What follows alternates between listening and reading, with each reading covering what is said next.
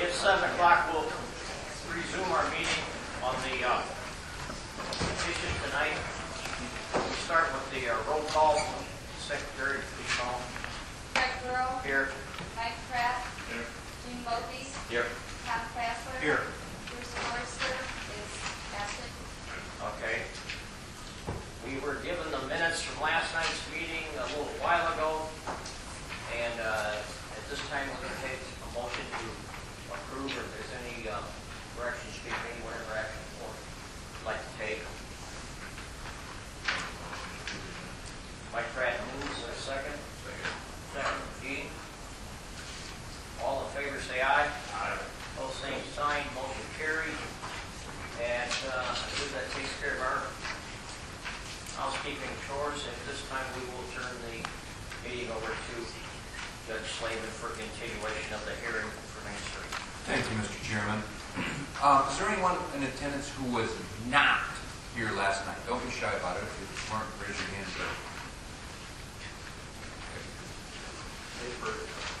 Have you heard my opening speech? Okay. Many other times, but not last night. Thank you. Good. Then we'll jump right into it. Ms. Johnston, if you'll step up and raise your right hand again. Slavin rule, new day, so new oath. Solemnly swear that or affirm the testimony you're about to give will be the truth, whole truth, and nothing but the truth. I see. Mr. Porter, I think you were inquiring. Thank you, Judge.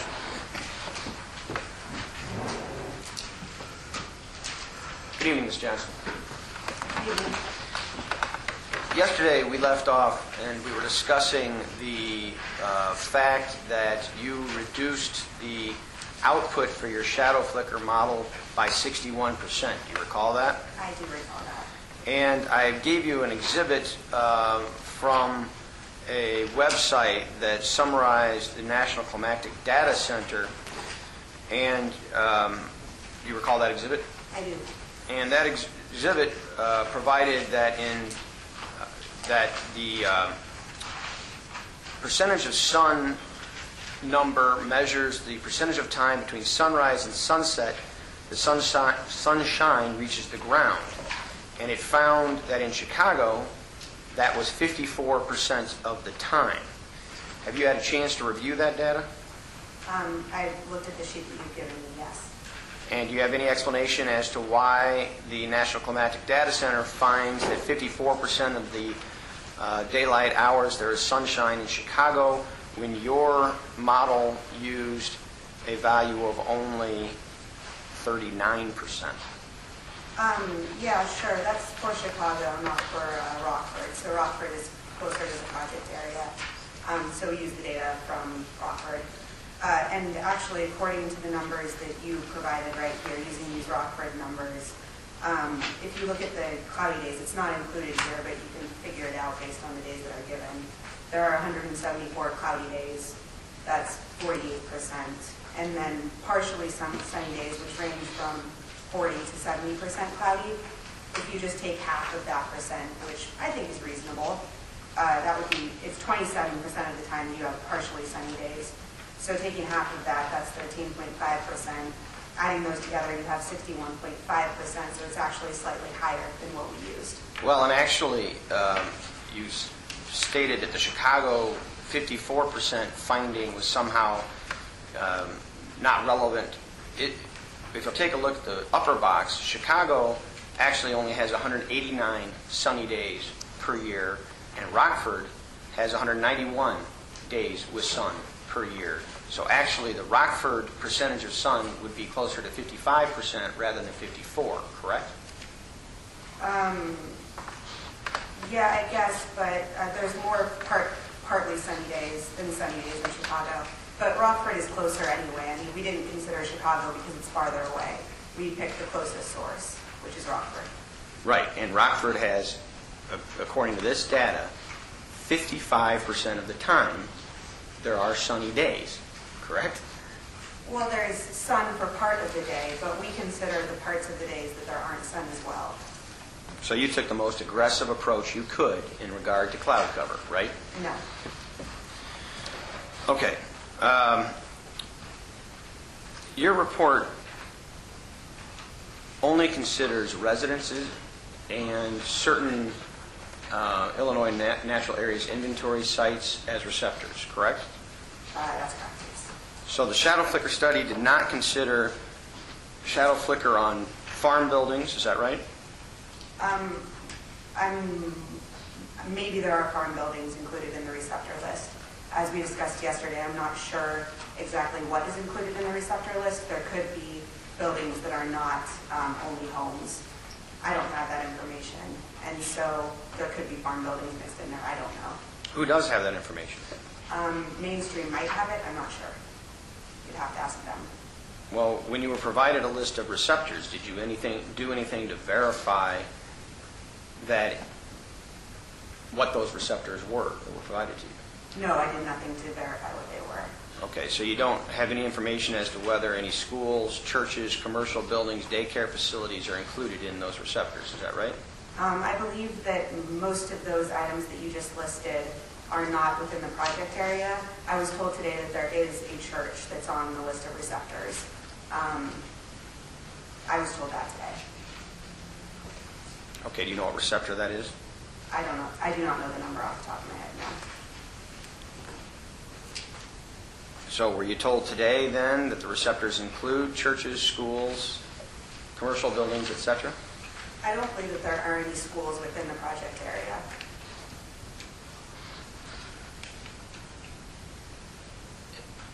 As far as you know, the receptors only include residences and one church then, is that right? As far as I know, but as I stated, I don't know what each receptor is. I don't have that information. Okay, your shadow flicker receptors do not include yards, is that right? No, shadow flicker really isn't perceived very much when you're outside of the building. It's perceived the most when you're inside a building and it's shining through a window. Okay, you said that the other day as well. Isn't it true that when you're in your yard, you will indeed perceive long shadows from the turbine blades constantly rotating such that there will be light and dark continuously for a time period on your yard? You will see shadows passing across your yard when there is shadow flicker occurring, correct? But it's not the flicker that you talk about that you see when you perceive it through a window.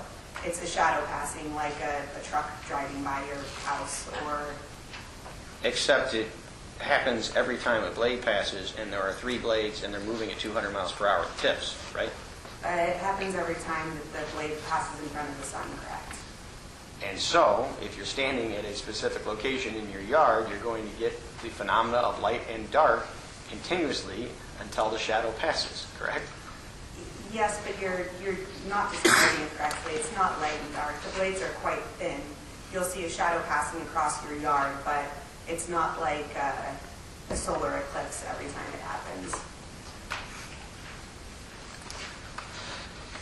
You would agree that people have and do complain about shadow flicker bothering them when they are outside, correct? I've never had someone complain to me about shadow flicker while being outside. Have you ever had anybody complain to you about shadow flicker? No, I have not. And is that because you are a lobbyist for wind industry? I am not a lobbyist for the wind industry. You don't deny that people indeed find shadow flicker extremely annoying, do you? I have read about people who have found shadow flicker to be annoying. No one has ever complained to me. Okay. Getting back to the data contained, or the getting back to the predictions of your models, and I'm going to refer first to the 101 turbine. You would agree that for the 101 model, there are 4 receptors that even after your 61% reduction will receive more than 30 hours of shadow flicker as predicted by your model, correct? Yes, I'm aware of that. And of these 4 receptors, one of them is non-participating, is that right? Which turbine are we talking about? 101. I will trust you, but I don't have my report open to that page. Well, do you need to open your report to that page? I Right, Right. if you're making miscommunication, you're talking about model number turbine, she's talking about number No, turbine. the judge is, I don't want to interrupt, the but- judge is absolutely correct. Turbine 101 references that of the 4 homes that will receive more than 30 hours of shadow flicker even after your 61% reduction, one of those is non-participating, right? Yes, I see that now. Okay. And we're talking about the SWT 2.3101? Well, you've only provided reports for 2 turbines, right? Yes, but I'm And sorry. one I is the didn't know- 101 and one is the 113, correct? I'm aware of that. I thought you said Turbine 101. I didn't know if you meant a numbering or something like that. But yes, I see that. When I say turbine 101, I'm talking about the SW 2.3 101. When I say 113, I'm talking about the turbine Siemens 113 turbine, okay? Okay.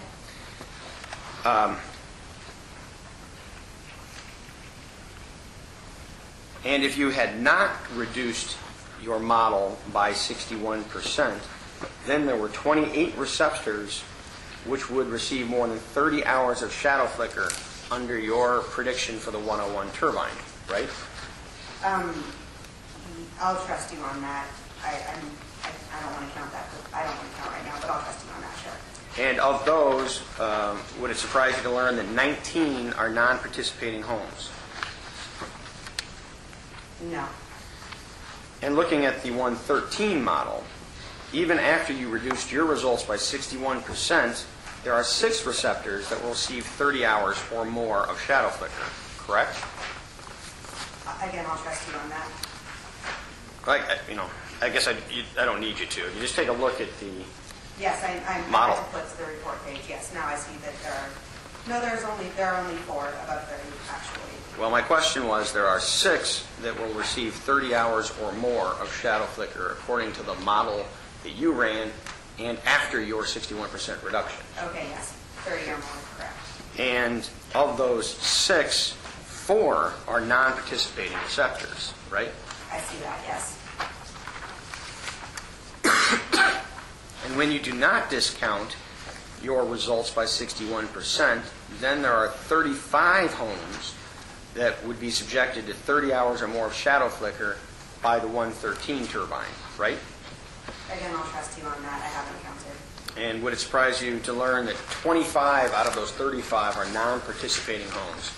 No, it wouldn't.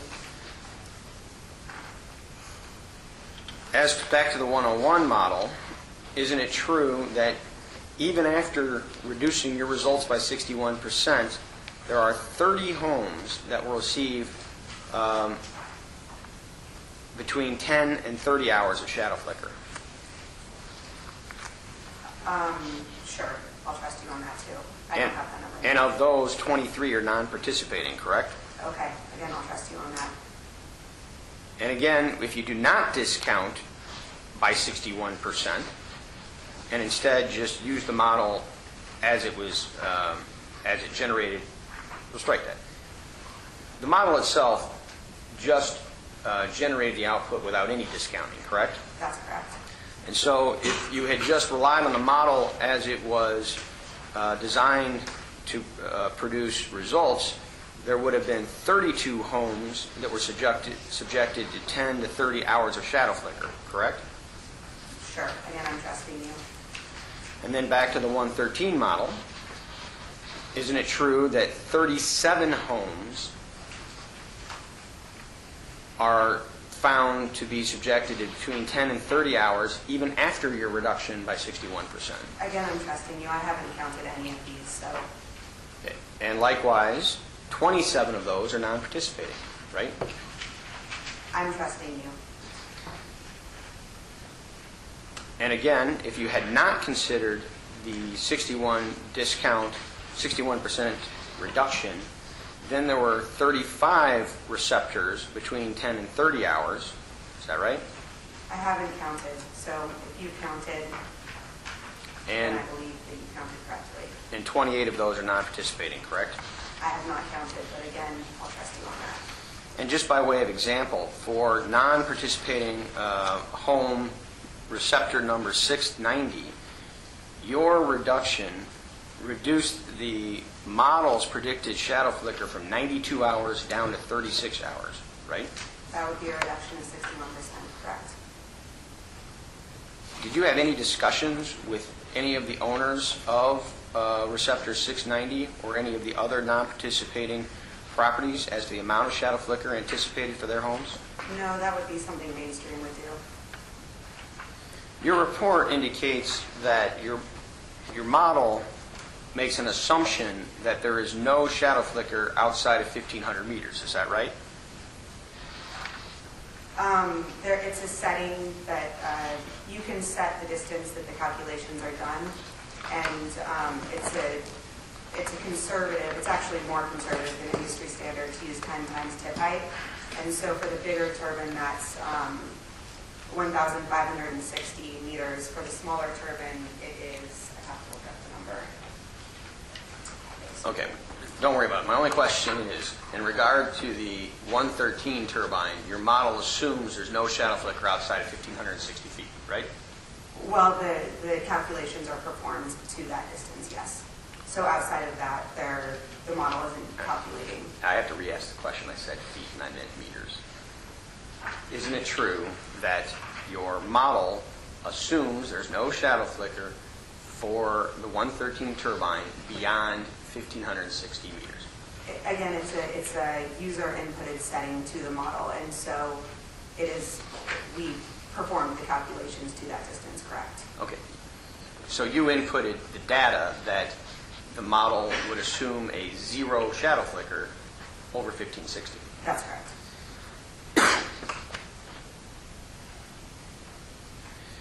But since almost 30% of the homes in Lee County that are within that 1,560 meter area will be subjected to shadow flicker, have you made any recommendations to the applicant that they need to reconfigure their project? No.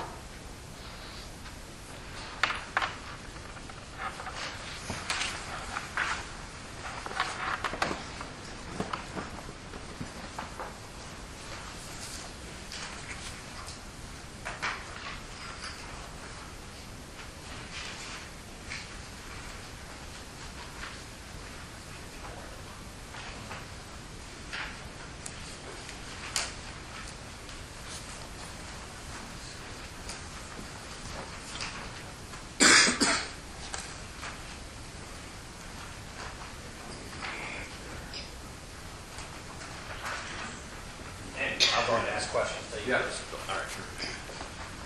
Go ahead. Okay, thank you. All right.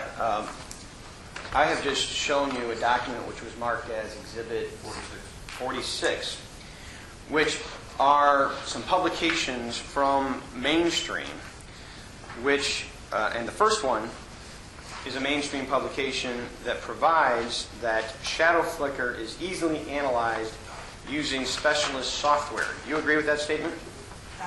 Yes. That's, when you get them all marked, Judge, I'll hand them out. That's okay. Go ahead. Okay. We got a little rhythm going here. And then the next language of that Mainstream publication provides that no home will have to suffer shadow flicker. We commit to plan around this issue. Do you see that? I do see that. And isn't it true that 80 of the homes will indeed suffer shadow flicker pursuant to the model that you ran? That's what the model says. I have never seen this before tonight, and I think that anything that Mainstream says, that's a great thing to discuss with them. I was asked to perform a shadow flicker analysis. Right. My question to you was 80 homes will suffer shadow flicker, right? 80 homes have some duration of shadow flicker. The next document published and produced by Mainstream provides that shadow flicker occurs when the turbine is in line between the house and the sun, causing rotating shadows of the blades to pass over the house continuously. Do you agree with that definition? What was the question? Do you agree with that definition? Yeah. I mean, it does have to be oriented in a certain way so that the shadows are actually cast, but generally, yes. Mainstream goes on to state that with a properly planned, strike that, I'm sorry. Mainstream goes on to state that with a properly planned wind farm, there is no reason for anyone sitting in their home to be affected by shadow flicker.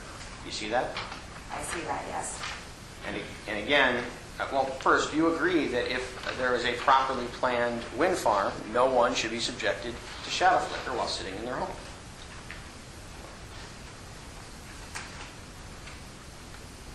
I think that short durations of shadow flicker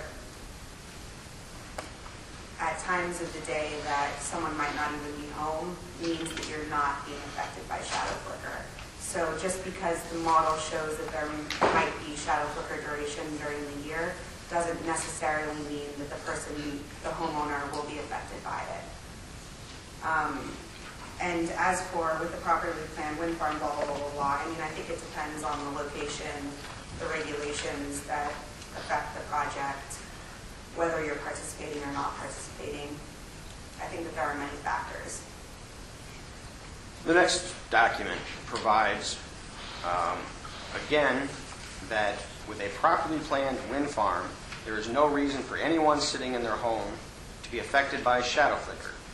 Given that the house and the turbines do not move, we know the movements of the sun through the year. Any potential shadows to be cast over residents can easily be calculated by the specialist software that Mainstream uses to design its wind farms. We can then adjust the planned layout of the wind farm in order that the shadow flicker does not cause a problem. Do you see that language? I see that language. And first, do you agree that indeed, because we know the movements of the sun through the year, any potential shadows to be cast over residents can easily be calculated? Yeah, I think we went over this. I agree. And isn't it also true that turbines can be programmed to go off, to deactivate at the exact times that shadows are possible over a home? Turbines cannot be programmed, no. Like that. A standard turbine does not have that sort of function. Well, do you know what the term of art entailed called curtailment means? Yes, I'm aware of what curtailment means. And what does curtailment mean? It means shutting down turbines. And it's not only possible, it is done, correct? Yes, I'm aware that it is possible and is done. And it can be done at the times that one knows that it is possible for shadows to appear at a specific point, correct?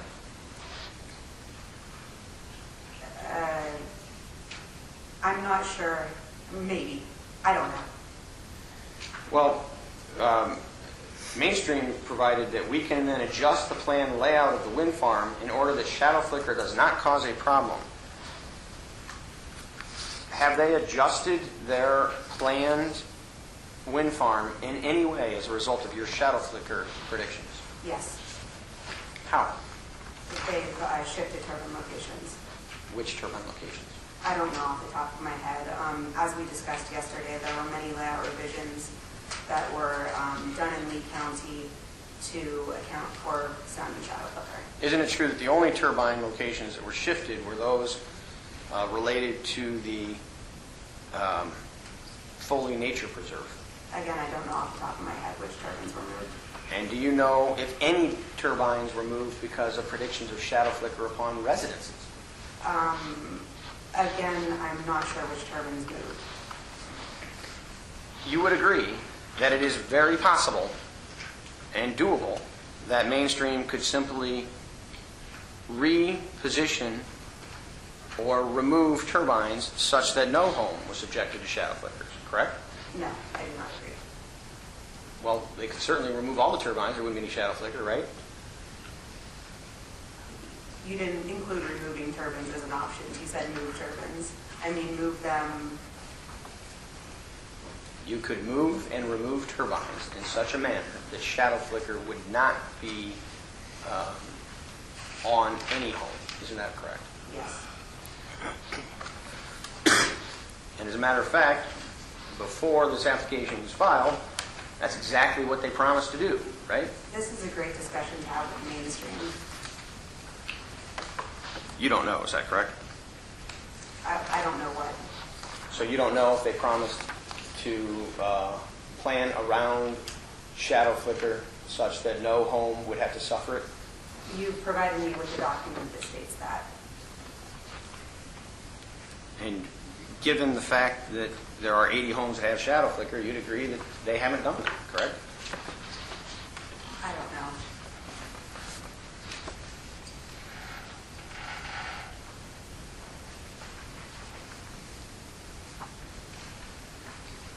Your reports explicitly state that one of the two purposes is to propose mitigation measures, if necessary, before the proposed project is constructed or operational. I have scoured your reports, and I don't see any reference to mitigation measures. Are there any in your report? There are not mitigation measures in the report now. Okay, was that discussed with Mainstream?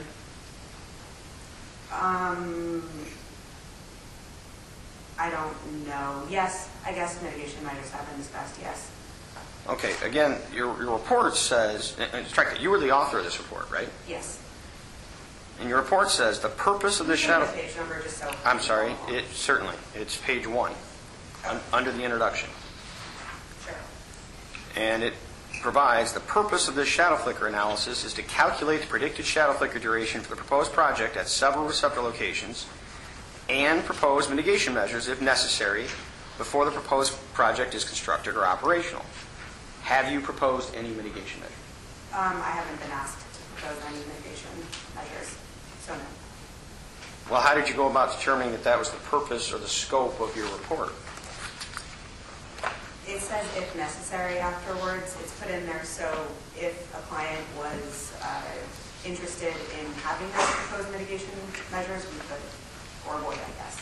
Okay, again, 80 homes, or 30% of the homes within 1,500 meters of a turbine are subjected to shadow flicker, but you didn't believe it was necessary to propose mitigation? None are subjected to shadow flicker because the project hasn't been built. The model is very conservative, as we discussed yesterday, and so some of those 80 will not have any shadow flicker. And again, I wasn't asked to propose mitigation measures. Well, when you got these results, and the results show that 80 homes will be subjected to shadow flicker, regardless of your 61% reduction, and that shadow flicker will be occasioned up to 222 days per year. When you got those results, did you have any discussions with Mainstream about whether or not you were concerned mitigation needed to be discussed? There aren't any regulations, and as a technical consulting company, we go with the regulations unless we're asked to do more. And so the reason that you did not consider or discuss mitigation, despite your stated purpose, is because Lee County doesn't have a regulation that requires mitigation over any particular hours of shadow flicker, correct? And because we weren't asked to propose mitigation options. Well, you would certainly agree that 92 hours of shadow flicker in a non-participating residence is unreasonable, wouldn't you? That's without cloud cover. You would agree that's unreasonable, wouldn't you? I don't have any opinion on what's reasonable or not reasonable. Okay, so when the purpose was drafted stating that you would propose mitigation measures if necessary, how are you going to make that determination if you don't have any opinions of what's reasonable and unreasonable? The client would ask. I think I've said that now 3 or 4 times. Okay. And at no time has Mainstream asked you for your opinions as to whether or not this shadow flicker is reasonable or unreasonable, correct? No. At no time has Mainstream asked you to propose any type of mitigation for this shadow flicker, correct? I've already said that we discussed it. I haven't been asked to propose formally any mitigation measures, no. Well, what have you discussed? Things like curtains, trees, mitigation options. Is Mainstream going to propose that if a home is subjected to any shadow flicker, it will be eligible for mitigation, including trees, shutters, and curtailment? I don't know, that's a question for mainstream. You would agree that no one should have to deal with, strike that, you would agree that no non-participating landowner should have to deal with shadow flicker in their home for 211 days out of the year, correct? If you're asking for my opinions, Judge Slavin has specifically said that I'm here to present facts. I don't think that my opinion is very relevant. Well, I would tend to agree.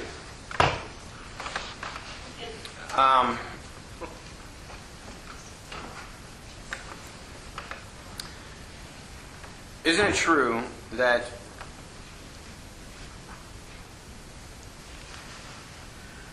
regardless of your 61% reduction, 50 homes will be subjected to shadow flicker from 45 days per year up to 222 days per year?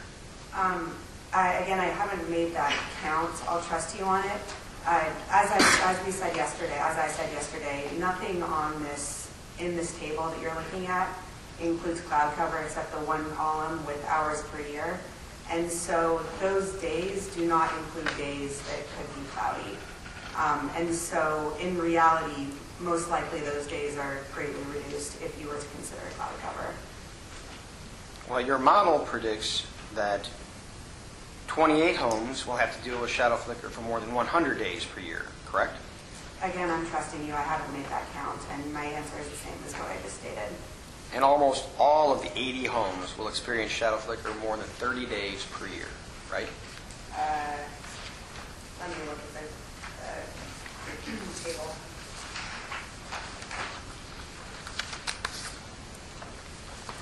Yeah, I guess almost all. There are, it looks like, 5 that are under 30. But again, that is not considering cloud cover, and some of those days could have 1 minute of shadow flicker. And your model predicts that 8 homes will have to suffer shadow flicker for the majority of the year, right? Again, how many did you say was the majority? 8. Again, that doesn't include cloud cover, so even by your standards, there aren't that many sunny days in a year, even with the literature you provided. Well, actually, literature I provided shows 54% of the days are sunny. So, yes, there are majority of sunny days. Okay, don't do it. You ask questions or Okay. Ms. Johnson answer questions. Wouldn't you agree that if 54% or 55% of the year is sunny, that is more than a majority? I don't agree with your calculations of sunny days in a year. Well, not my calculations. It's the calculations provided by the National Climatic Data Center. We're starting to deteriorate, everybody. Let's move along. Isn't it true, pursuant to the exhibit I provided you, that it is the calculations of the National Climatic Data Center that shows 55% of the days have sun, at least of a partly sunny day or completely sunny day? That's correct.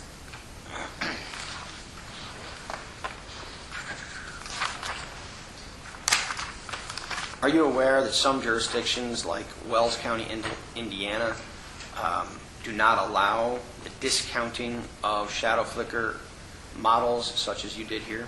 I'm aware of it. It's the same.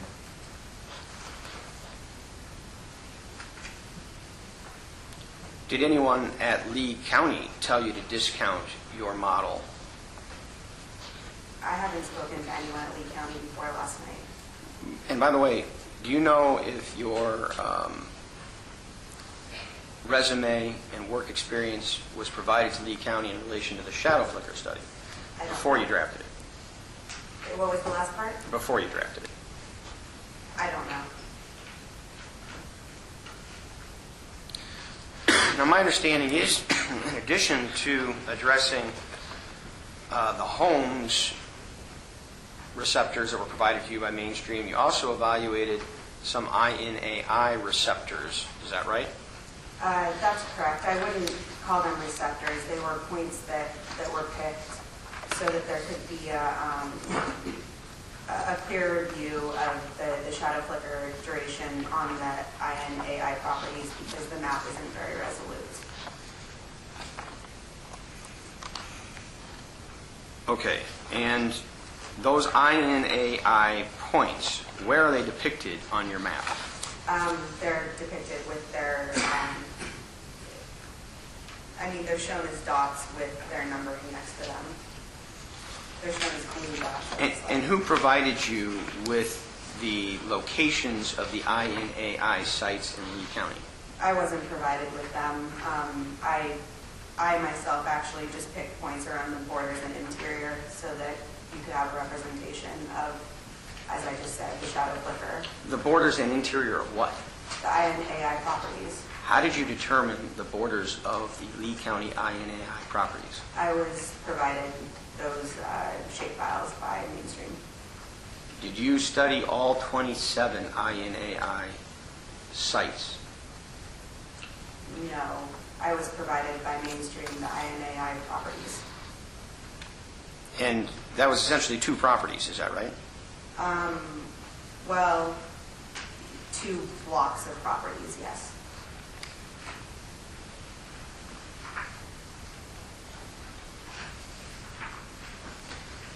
And isn't it true that for the 113 model, there are 33 INAI locations even after your reduction of 61%, which will be subjected to shadow flicker? Again, I didn't make that count, but I'll trust you. I was a little confused. I thought yesterday you testified that none of the INAI sites would be subjected to shadow flicker. Did I mishear? I think you did mishear. I said that none of the IPCB limits crossed into the INAI properties. Okay.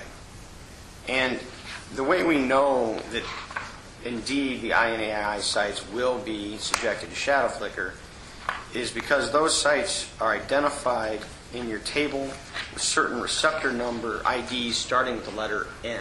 Is that right? That's correct. And they start on page 21 of your report. Is that right? Yes. Okay. And that report indicates that even after your 61% reduction, there is still an INIA site that will actually have an excess of 30 hours per year of shadow flicker. Is that correct? Yes, I see that. And without discounting for by 61%, there will be 23 INAI sites with more than 10 hours of flicker per year. Is that right? Again, I'm trusting you. I haven't done the counts, but okay.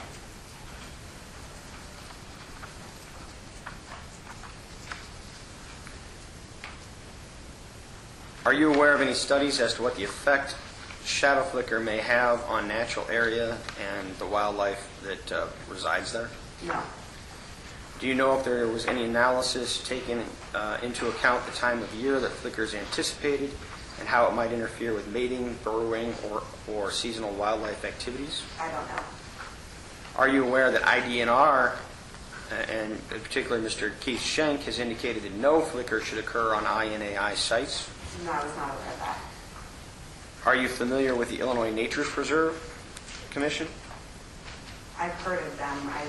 Familiar is maybe too strong a word. Do you know that the Illinois Nature Preserve Commission is obligated by statute to protect, defend, and steward irreplaceable natural resources as mandated by the Illinois Natural Areas Preservation Act? But that's the first time I've heard that, but I'll trust that that's something from their website or something. Are you aware that the Illinois Nature Preserve will not agree to any shadow flicker on sites legally protected by their programs? No. Are you aware that in order to avoid shadow flicker, the Illinois Nature Preserves Commission has recommended a turbine setback of approximately 19 times the turbine height? No.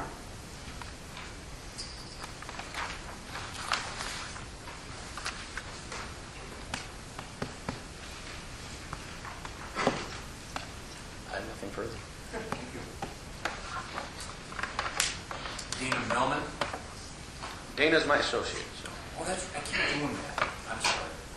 Pat Scully.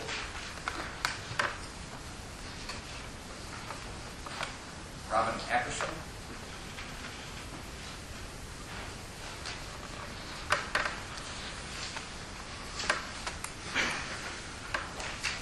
Where I think she has some documents in the days. If you want to use the table. What he's saying, if you want to use the table. Oh. Feel free. Sorry.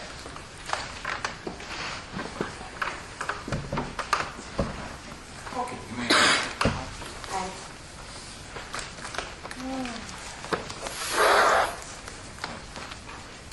Can you tell me again, you had in your PowerPoint some decibel and then comparisons by the numbers as to something that was familiar to us, is what for that Sure. decibel to sound? Sure. Because I did not get that wrote down quick enough. Let me read it out for you. Thank you. Should I just start at the beginning? Yeah, if you would, because the only one I got was 150 hertz your ears. So that's not all I got as far as the All right. bottom one. You know, folks, I don't want to short circuit this too much, but the purpose of asking questions is not so that you understand. The purpose of asking questions is to provide information to the fact finder. Although I'm not going to cut you off right here, Robin, I want to emphasize to everybody that just because you didn't hear something or didn't understand something is not the reason to ask a question. Well, actually, I was asking the question so that I could then understand this. But Because the that point has is, to do I with- think people are getting confused. The point is not whether you understand it. The purpose of questions is to illuminate things for the fact finder. It's not. Well, these green lines don't tell you how loud anything is. Well, It just just ask the tells questions you then that about the green line. it's going out there. Just ask a question about the green lines. Okay, and she's going to give me decibel numbers, and I need to understand how loud those The point is, decibel you numbers don't need to are. understand it. They need to understand it. But go ahead a little bit. Okay. I just want to emphasize the difference. Quickly, I expect it to be a good idea. Sure. 0 dB is the threshold of hearing. 20 dB is the background in a TV studio. 40 dB is a quiet library. 60 dB is normal conversational speech at 1 meter. 70 dB is the vacuum cleaner at 1 meter. 80 dB is the curbside of a busy road at 5 meters. 130 dB is the threshold of pain. And 140 dB is a jet aircraft at 50 meters. The last one was 150, 140. 140, jet. Okay. Then on this map is one we had that's the wind turbine number 113. Okay. Do you know which one I'm talking about? Yes. Okay. I don't know if there's a page number or anything. It's okay. I know what you're talking about. Okay. Are there numbers on these lines that tell you what the levels of sound are? There are, yes. Every bolded line is a 5 dB, and there should be on each bolded line a number that indicates what that bolded line is. Of the green lines? On green or red, any of the bolded lines should have a number somewhere along them that says what the dB is. So you can see, for example, the red bolded lines. I hope you have one that has red on it. The red bolded line that's inside the dashed line, that's 45 dB. So as you move away, the next line would be a bolded green line, that's 40. Moving away, the bolded green line is 35, and so on and so forth. Each line in between the bolded is a 1 dB increment. Okay.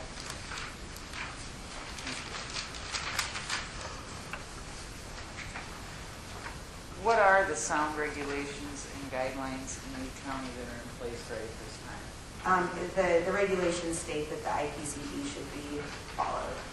That's not the direct quote, but that's ICB. the Illinois Pollution Control Board. Okay, so does that go by decibels as well? It does. It goes by octave bands. There's a decibel limit per octave band. And what are those numbers?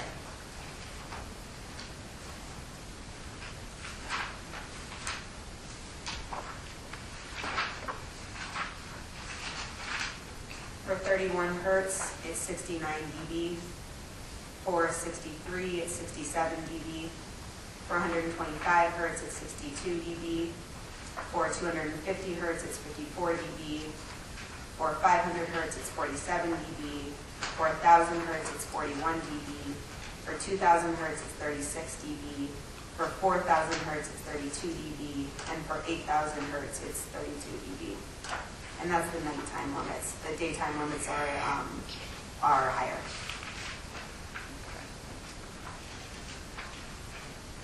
So you had said before, is this correct, that you had said before that 1,000 hertz is what is the range that we hear? Between 1,000 and 5,000 is, I believe that's what I stated yesterday. Let me make sure. But that's it's not the range of human hearing, but it's where humans are most sensitive to sound is between 1,000 hertz and 5,000 hertz.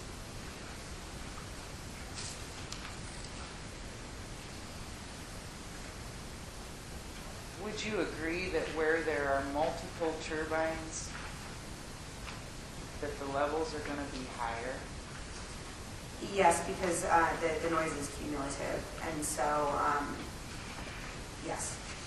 And would also it stand to reason that those higher levels would span out further, depending on how many turbines were in one area? Not necessarily.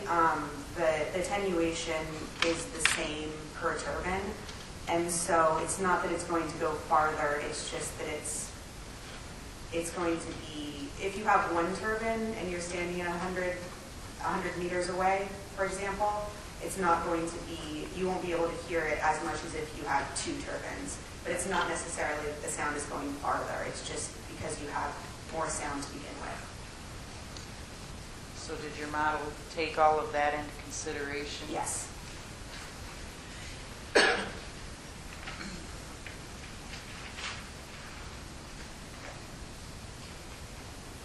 Do you know if there will be more models done for noise and flicker when Mainstream decides exactly which turbine they're going to be using? I don't know. Can you tell me why your company and other people we've heard from too use models per se to measure the sounds, the flicker?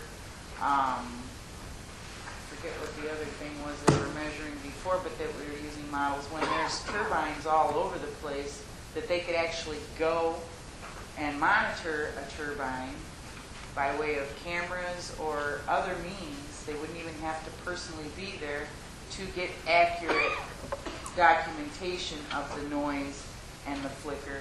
Why aren't any companies doing that? Companies do monitor post-construction. The reason that you use models is that it's site-specific, it's project-specific. There would be no way to say what the sound would be at a particular spot in the project without the project being built. So we use models to simulate it. And so there are post-construction monitoring that are done, but it would have to be the exact same setup, the exact same topography, and we don't have that situation. And so you model a project before it's built. But doesn't the sun come up in the same place every day?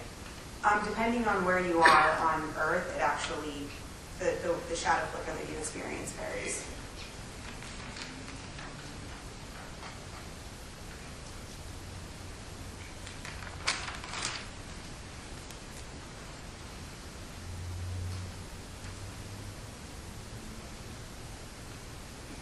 Do you remember making the statement about 10 times tip height? What were you referring to when you made that statement? For shadow flicker, the shadow flicker isn't, you can't see it beyond 10 times tip height. And so that's the distance that we use for the extent of the calculation. So that's not any kind of recommendation for setback or anything like that? You No. just use it for a calculation? Exactly.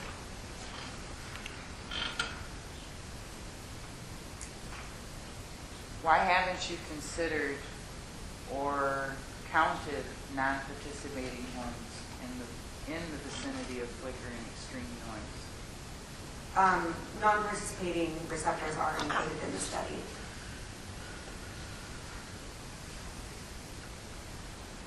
Wouldn't you consider any noise that never stops extreme? Not necessarily. The sound from the turbines obviously will stop because they don't turn 100% of the time.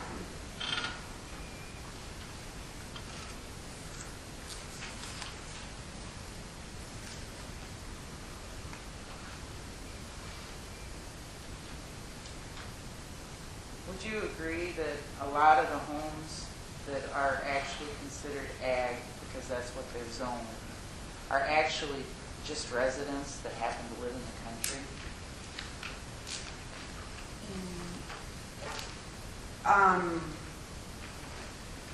Yeah, I mean, the home is a home. We weren't distinguishing, there was no distinguishing between a home or a home. Every home that we considered was considered as a home. It seems like the zoning, Class A, Class B, Class C, that you're keeping your flicker further away from one class versus another when of all three classes there's still someone's residence. Because of the classification of agriculture or residential, they're all in the country. Is that a question?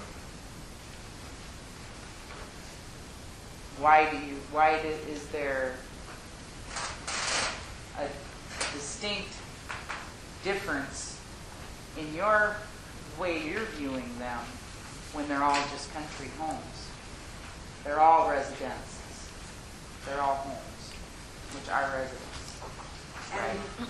every home was considered the same. I'm not sure I understand your question. Well, when you said Class A, okay, they're the pink. And it seemed like when you were explaining things, didn't you say that those were of the non-participating ones, the receptors, that they were designing it to keep the flicker further away from them because they were not agriculture, because of zoning. They were zoned residential rather than agriculture. So I didn't design the layout, so perhaps Right. this is something to talk about. Well, with the you industry. had said that about it. When you were every- doing your study and your We're model. starting to deteriorate again. And all Please that. just ask your question. Why is there a difference between how far away the flicker would be or the noise would be, depending on whether it was Class A, Class B, or Class C resident?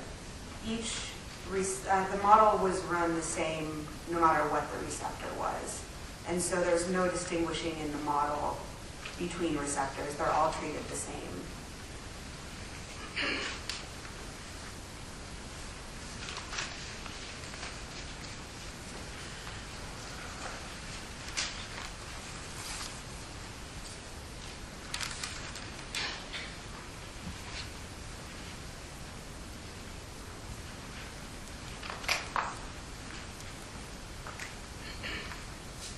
That's all I have. Thank you. Thank you. Thank you. Giles Coward?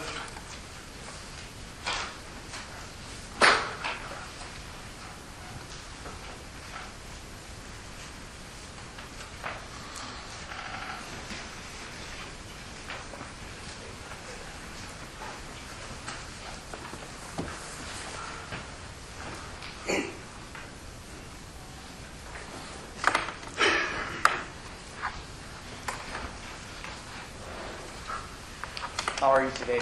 I'm all right. How are you? I'm well, thank you. And thank you for taking my questions. No problem.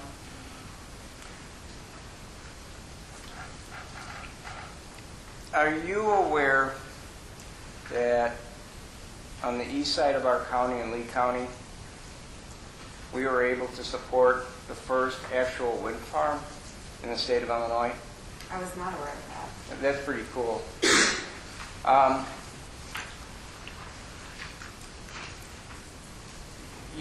mentioned a few times that you didn't spend a lot of time here, but you did spend some time in Lee County, is that correct?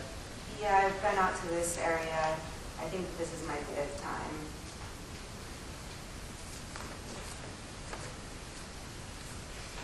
We talked a little bit, or you spoke a little bit, about low-frequency sound. I guess that's called infrasonic sound. Low frequency and infrasound are 2 different things. Low frequency ranges from, 20 to 200 hertz approximately. Infrasound is 10 hertz and below, and infrasound, by definition, is sound that can't be heard. Okay. What would the sound be considered if it was between 10 hertz and 20 hertz? Yeah, for both low frequency and infrasound, it's one of those things that the definition varies, and so it's either low frequency or infrasound. The definition doesn't really matter. What you call it doesn't really matter. Okay, so most people just can't hear it correct? It has to be, sound at that frequency has to be very loud for humans to hear it. And so generally there aren't sources of sound around that you can hear at those frequencies, like a dog whistle. Okay.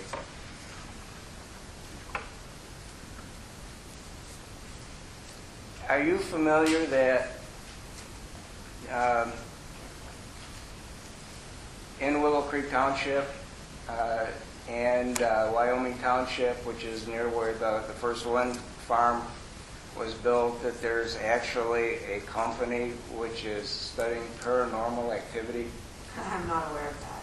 I figured that'd be something new for the ZBA. You want to hear something new every now and then. Can you tell me of any correlation between wind farms and paranormal activity? All right, no, we're not doing that.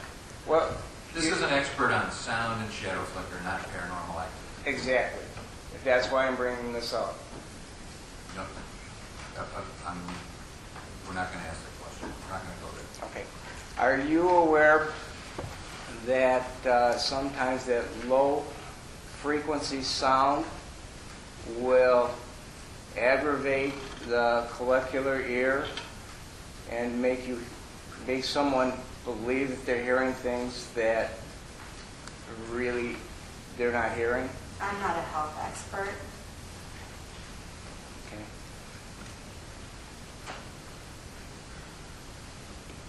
Are you aware that low frequency sound may also aggravate the vitreous humor in the eye, which may simulate various types of hallucinations? Again, I'm not a health expert. Okay.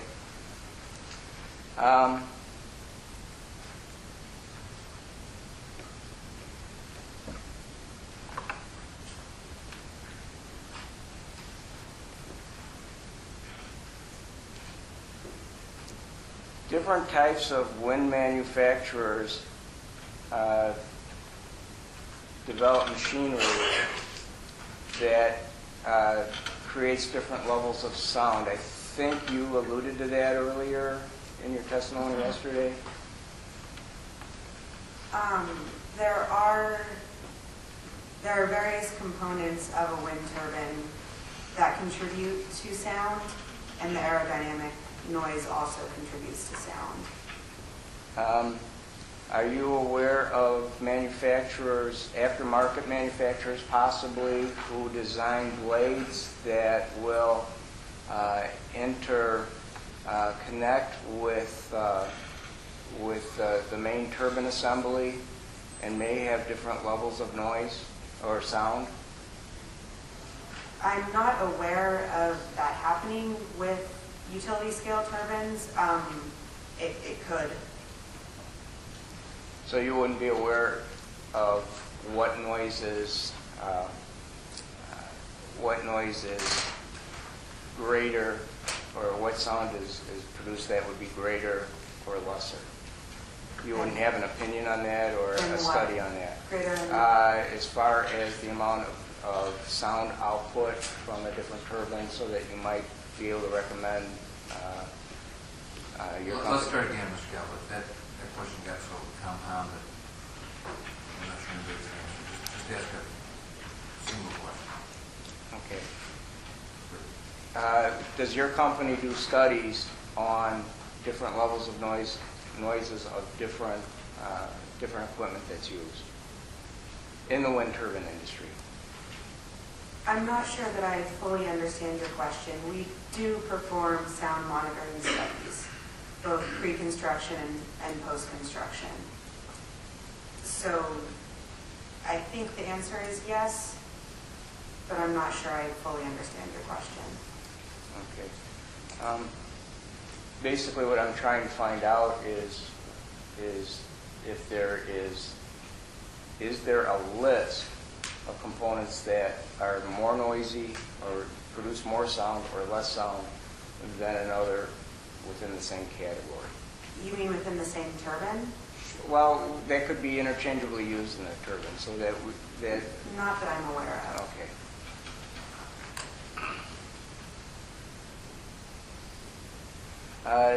During your PowerPoint, I understand that you measure sound coming from the downward side of a turbine to secure your sound calculations. Is that correct with your model? The model assumes that each receptor is downwind from all of the turbines. And so the wind is blowing, from the turbine to the house from every turbine location, which is very conservative because that's not the way wind works. Okay. Is that because it's louder that way? Is that why it's conservative? If Your you're downwind calculations are from a conservative? turbine, yes, you will hear it more. Is there noise upwind of the turbine? Um, Or sound, I'm sorry. Sound upwind of the There turbine? would be sound upwind of a turbine as well, just not as much as downwind. And how would the side sound correlate from the upwind? Would there be more sound Downwind from the has, side? downwind of a turbine has the most sound, and then the sides and upwind are less than that. Between the side and upwind, I don't know. Probably about the same.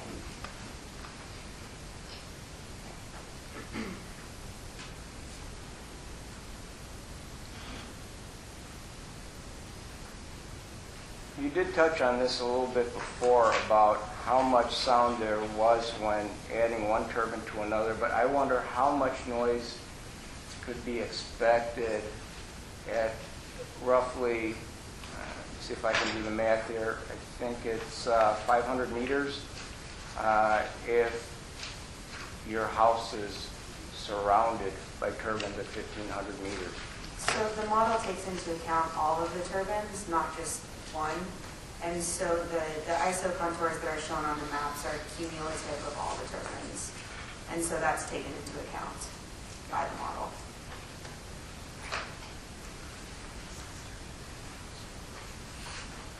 Do you know how many turbines, based on your models, generally get to be too many for a particular house? There's not a way to answer that question. I don't know. There's so many factors.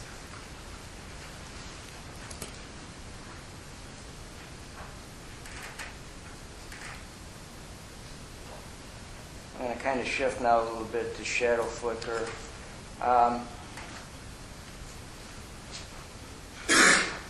You were mentioning that shadow flicker outside the building is not as invasive as inside. Is that correct? I certainly did not use the word invasive, but you don't notice shadow flicker outside as much as you do if it's shining through a window. And inside is kind of a general term. Obviously, if you're inside, not near a window with a shadow passing over it, you won't see it at all. What effects have been noted when you're driving a car and you're inside the car and you're driving down a roadway which is experiencing shadow flicker? So it's been pretty well proven that when you're driving a car, you don't perceive the shadow flicker. It would be the same as passing under a tree. because your car is moving, as are the shadows. You're not stationary, and so it's like passing under a tree's shadow. What if you're driving into the shadow? Same thing. You can drive into trees' shadows as well, and you perceive it. Because if you're driving down a tree-lined road, for example, you'd be passing in and out of shadow, the same as if you're passing a wind farm. What would happen if the shadow was, you were experiencing the tip of the shadow and seeing it out of the corner of your eye from the field approaching your car? It would be the same as passing the tip of a tree's shadow.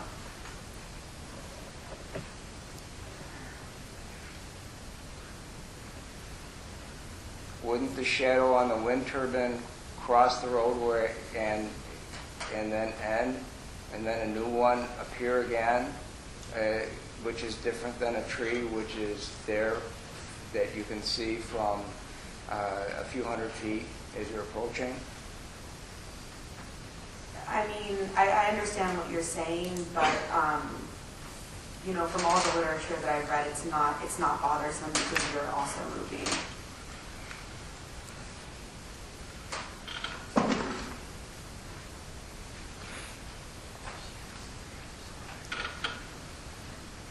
On shadow flicker, has your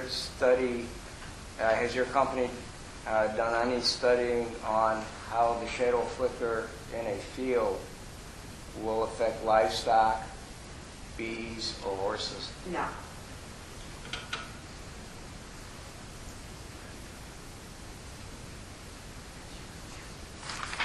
All right, thank you. I think the rest of the questions have been answered before. Thank you so much for your patience. Yeah, thank you. Rich Forrest?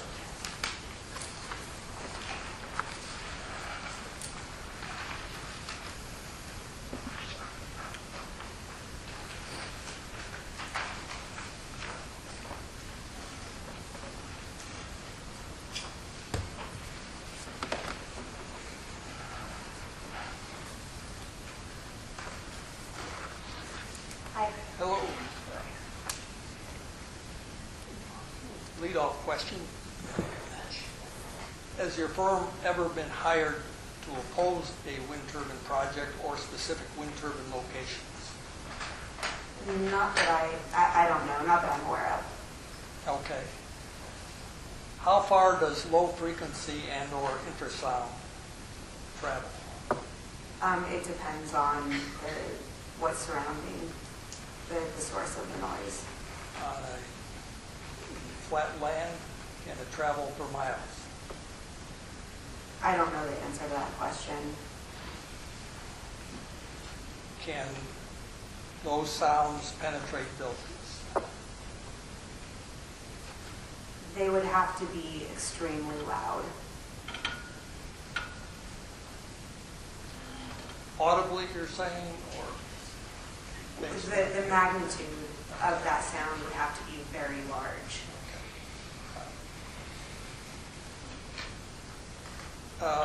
How many years of data do you use for the average cloud coverage percentage that you used? How many years have you used?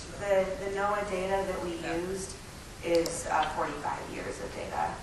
Okay, you compute the cloud cover for each year and then average those? Or?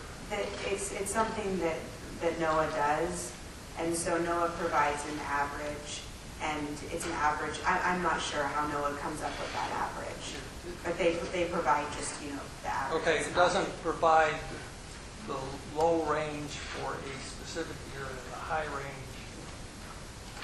It might be something you could obtain from NOAA, but that's not the type of data that we used. We used the 45-year data that they have. It's an average of some sort.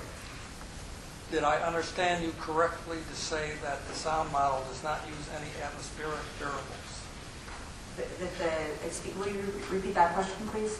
Did I understand you correctly to say that the sound model does not use any atmospheric variables? Oh, no, it definitely does use atmospheric variables. There's temperature, humidity, and then if there's an inherent atmospheric condition, that it's a moderate ground-based inversion, which is a super stable atmosphere. Okay, what effect does icing of wind turbine blades have on the sound of turbines?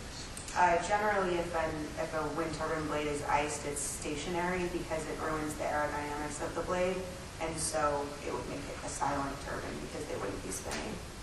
Would that require manual shutoff? No, it affects the aerodynamics of the blades, so they can't spin anymore. I think that icing is something you should speak to Mainstream about at a later time, but there's a chance that a turbine could be manually shut down because of icing as well. So would the sound be louder in icing conditions? You know No. that? What about rain or snow? Would the sound be louder in those conditions? No, it's actually quieter for both of those conditions. And fog and high humidity? Humidity has an effect. It's a combination of temperature and humidity. You can't take one separate of the other. Fog, I'm not sure. Fog, I would assume, is kind of like rain, that it's quieter. There's more attenuation. But in terms of humidity, the atmospheric conditions that we used were 10 degrees Celsius and 70% humidity. The case where it would be just purely based on temperature and humidity, that the turbines would be louder, would be 100% humidity and very cold, so 0 to 5 degrees Celsius, or very cold and 0% humidity.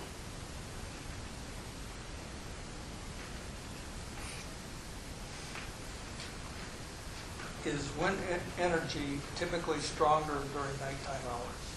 It depends on the location.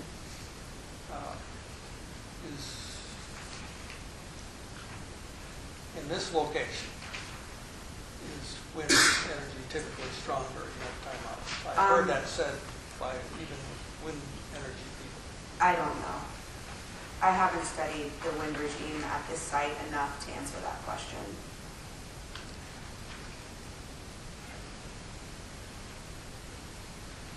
From one perspective that I've heard it said, the blinking red lights on the top of the towers that blink into the bedrooms and other rooms of a house create another kind of shadow flicker that can be very irritating. Has your firm done any studies on this kind of shadow/light flicker? Not that I'm aware of, no. Does your written job description include any requirement to interview post-construction participating landowners and/or non-participating landowners who have not signed a good neighbor agreement? Are you talking about for this particular job? No, that's General job description is part of your studies. Mainstream has not hired me to do that, no. So typically then, you're just looking at meeting the statutes and ordinances from a technical standpoint. In this case, yes. And any adverse effects then assumably are caused by weak regulation at the state or county level. Objection.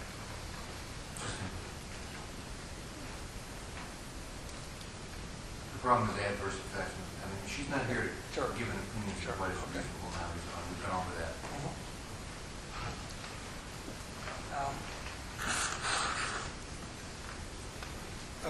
According to the Illinois Pollution Control Board, did I hear you correctly that Class C land has no sound limits? That's correct. So anyone working, playing, or operating there, or animals being raised there would have no limits to the sound they would be exposed to? There are no sound level limits for Class C land in the IPCB regulations. That's correct.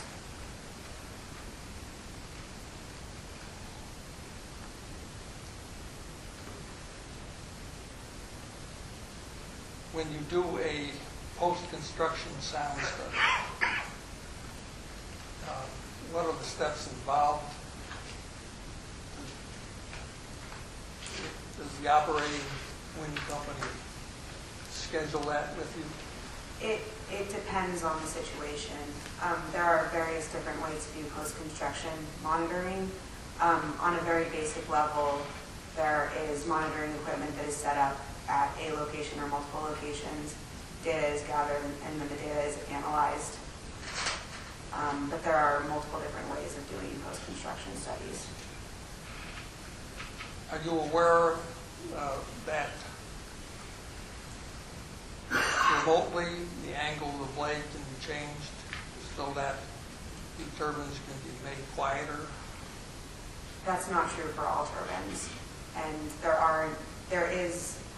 that's not true for all turbines. Well, is it true for these turbines that they're talking I don't know.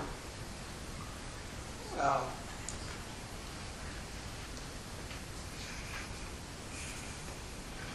How many days and/or weeks possibly can the speed of wind be projected?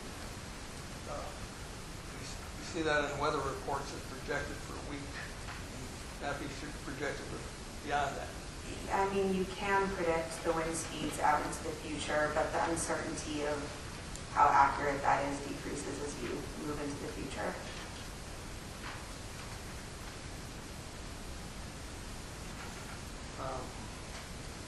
Does your company take any verification steps to make sure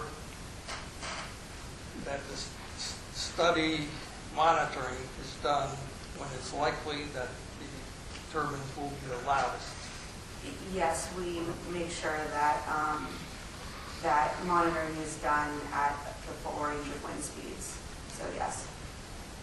We haven't done any monitoring for this project, though. I understand. It hasn't been constructed. Are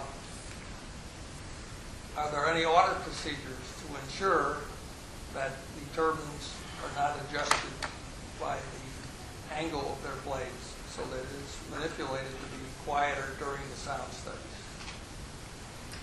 Does your company have any audit procedures to protect against that? Yeah, we're going to talk about post-construction monitoring program.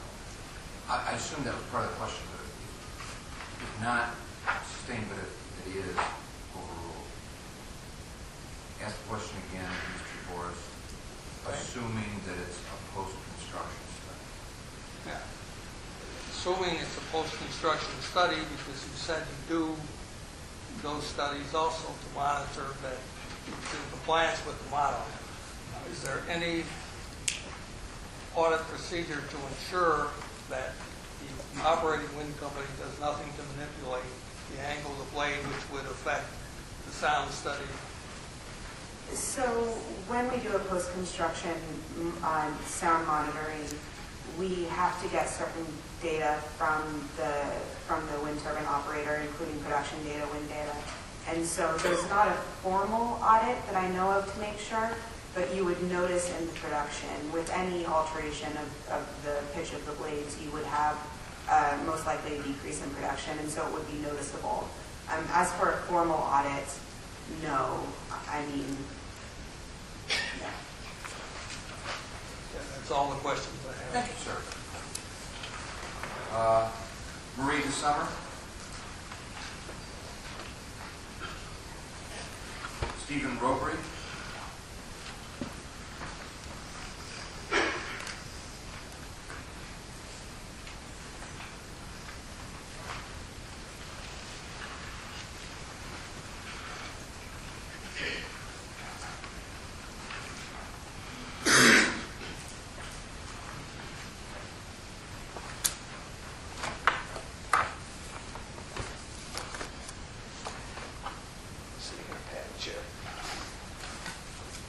Good evening, Ms. Johnston. Good evening.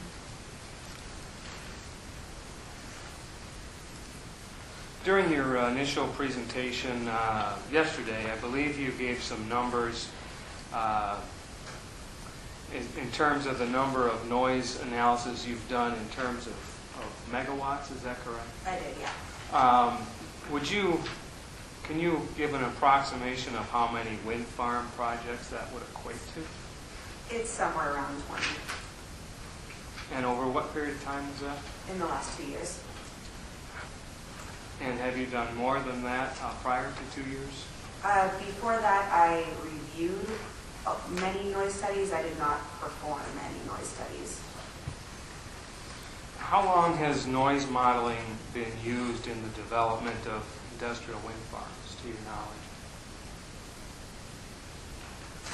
I don't know. I would guess back to the 80s.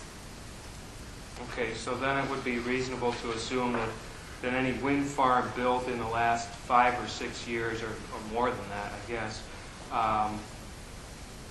would have used or could have used noise modeling to predict the noise impacts before construction.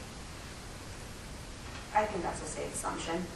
So could you then say that it's become a normal part of wind farm development process?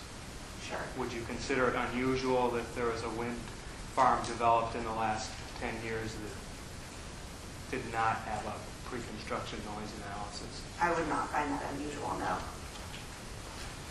Is it? I mean, I was not agreeing with you, to make myself clear. Oh, you weren't? Okay. I would not find it unusual that a wind farm in the last 10 years did not do a sound study.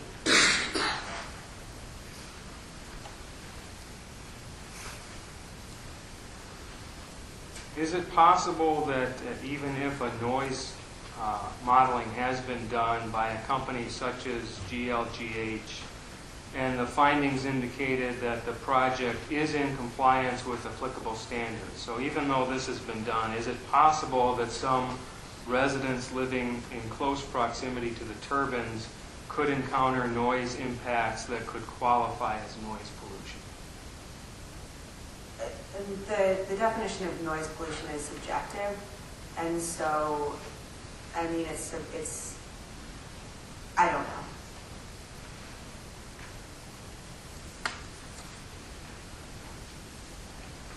Are you aware of a study that was done of people living within 3,000 feet of a wind farm in Mars Hill, Maine, where with a 63% response rate from the people, 82% reported sleep disturbance from noise and 36 reported headaches? No, I'm not aware of that study. Are you aware of a survey of 229 people living near a wind farm in Pewaukee, Wisconsin?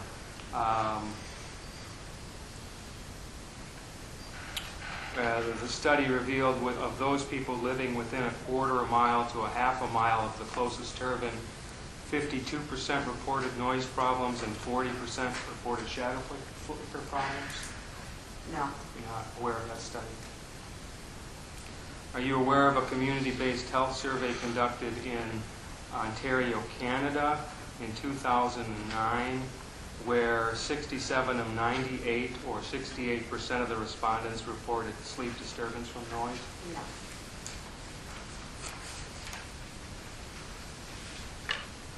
Are you aware of an informal survey where data was collected from 200 respondents living anywhere from under 1,000 feet to over 3,000 feet from turbines, and 55% of the people within 3,000 feet reported noise problems, and 30% of the people greater than 3,000 feet away also reported noise problems?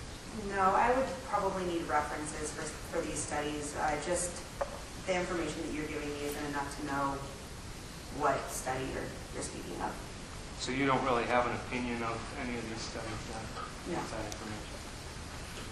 Do you consider adverse event reporting of the nature of these studies to be a valid component of medical science that could be of some value in identifying public health concerns? Yeah. I'm just going to do it myself. She's not presented as a medical expert. Are you aware of residents living near the recently completed wind farm in DeKalb County that sued both the county and the wind developer, and the suit cited issues with noise and shadow flicker? No. We're not going to, that's not a proper question. Do you know if I used to tell people, you know what it takes to bring a lawsuit? A typewriter, piece of paper, and about $142 to file it. Since I brought that lawsuit, I can tell you a lot more than that one than we just described. Do you know if pre-construction noise or shadow flicker studies were done as part of that DeKalb County project? I Have don't any know. knowledge of that project at all? I don't know. Do you know if any post-construction testing was done for that project? Objection, no.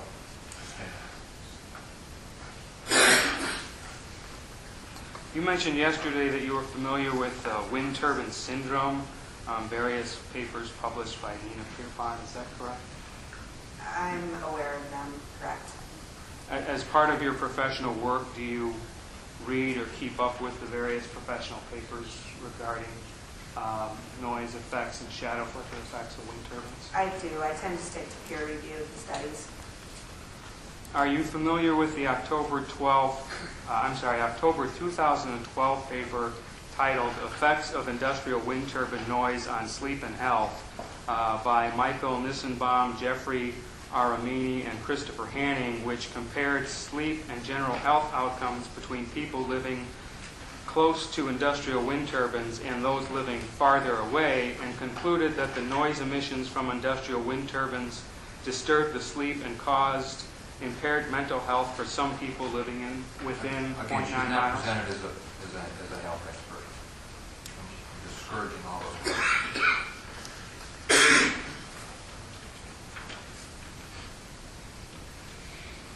So you mentioned that you do try to keep up with various papers that have been published.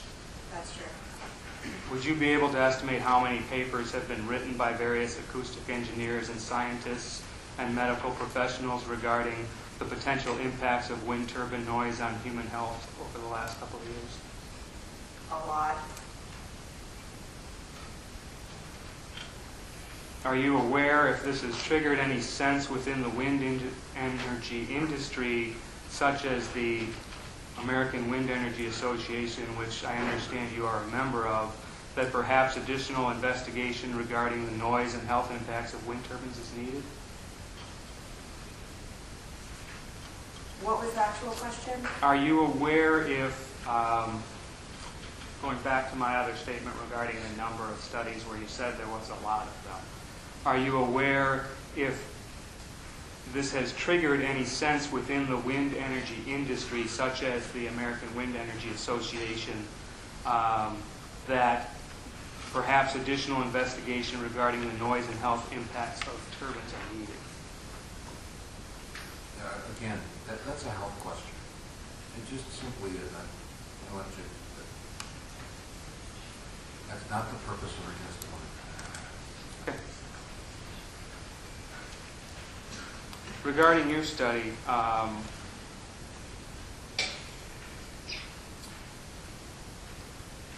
I saying this correctly from your testimony yesterday? The finding of your study were that the noise model prediction indicated that the noise impacts would be in compliance with the Illinois Pollution Control Board standards. That's correct.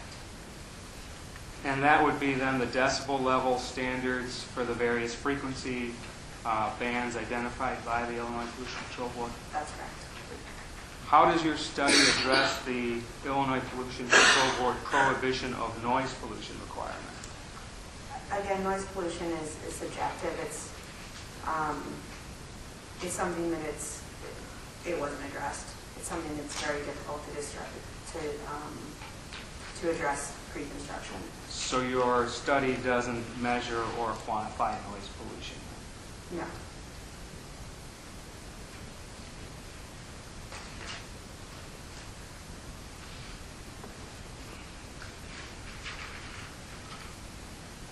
And your understanding is the Illinois Pollution Control Board definition of noise pollution is not tied to any specific decibel level? Is that correct? Will you repeat that question? I'm sorry. Are you aware that the Illinois Pollution Control Board's definition of noise pollution is not tied to any specific decibel levels or frequencies? Well, I think that just by effect it is tied to the octave band decibel limits because they're in the same regulation. And so I think that any sound standards that IPCD puts out would be tied together. Do you recall if the actual decibel levels are included in the definition of noise pollution? They are not. Do you believe that noise generated by wind turbines to be an issue that communities and county zoning boards should be concerned with? No, no, no, no.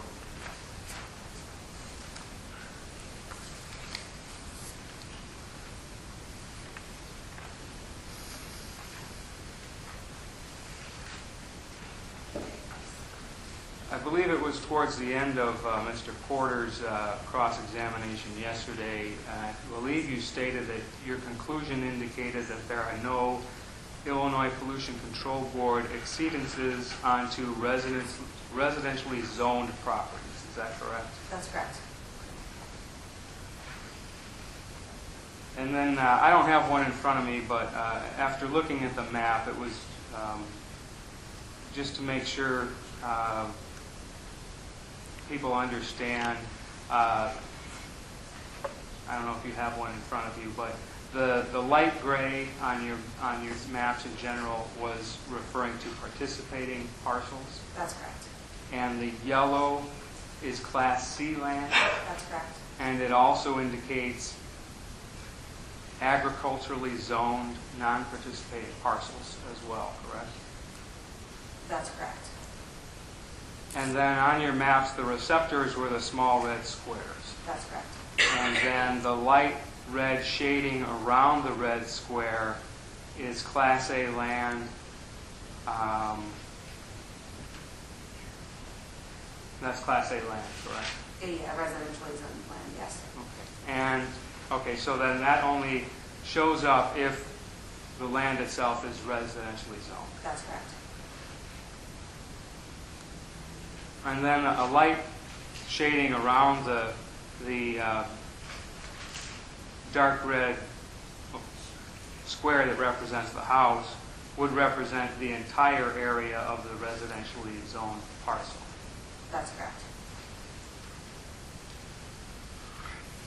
But if you go to a dwelling on the yellow Class C land, the only thing that's defined as Class A is the dwelling itself. That's correct.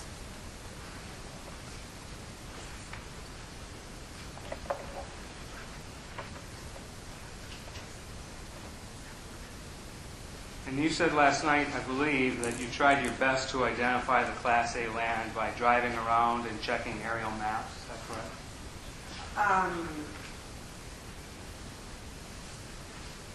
I wouldn't say that I tried my best, that GLGH tried our best, or Mainstream tried their best to identify residentially zoned properties by driving around. I have driven around and viewed the site. The zoning that was used was provided by Mainstream.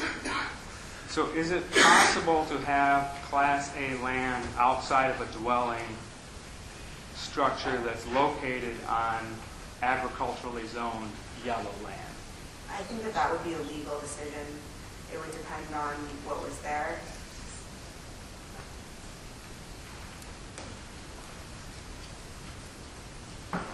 So how would residential use areas, like a yard or a swimming pool or a patio, outside of a dwelling located on an agriculturally zoned property be accounted for in your study? Is it accounted for? No, they weren't. We provided a table with distances from the receptor to the sound level limit. The closest one was 126 meters away from a sound level limit. And so because of that, I mean, that's, a football field and a quarter. It wasn't of concern. The sound level limits didn't get close enough to residences to be of concern. Wouldn't it have been more accurate and consistent and complete to identify all the residential use areas surrounding a dwelling on an agricultural zone parcel as Class A land? Not necessarily.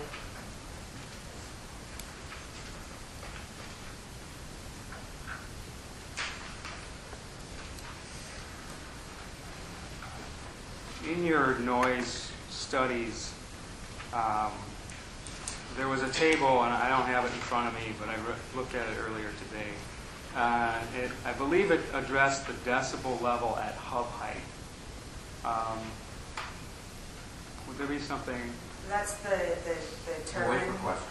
Let's not Oh, sorry. check it. is that correct, that you have in that study some sort of table or tables that represent the decibel level at hub height? It's the turbine noise emissions. Okay.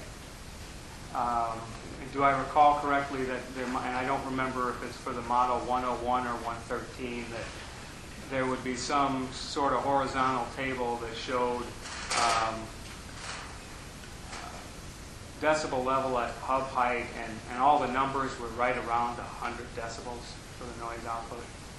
Is that, I mean, the table is in the report of the decibel levels per octave band for each of the turbines, yes. okay. And would you be able to confirm that plus or minus maybe 10 decibels, they're all right around 100? I'm looking at the 113, and they range from 75.5 dB at 800 hertz to 114 dB at 31.5 hertz. And you had said that the area of most easily heard sounds are 1,000 to 5,000 hertz. That's true. And in the 1,000 hertz range, we're right around 100, like 98 point something. That's true. You were talking earlier today about, on your maps, the 45 decibel line, which is a dark red ring around each turbine. That's correct, 45 decibels? I'm not sure if 45 is shown on most of the maps, I believe. It's not always red, but on some of the maps it is red, yes. Okay. And from the scale on the drawings that I perused in Mr. Henkel's office, it would appear that the diameter of that 45 decibel ring is maybe, if you look at the scale on the map, something less than 0.2 of a mile. Would you agree with that? Something like that, yeah. And so the radius would be something less than 0.1 of a mile, or somewhere around or less than 500 feet. And again, we're talking specifically, I think, right now about the 1,000 hertz maps, because it depends on the hertz. But yeah, I would agree with that for the 1,000 hertz. So am I right in thinking, not being a noise engineer, that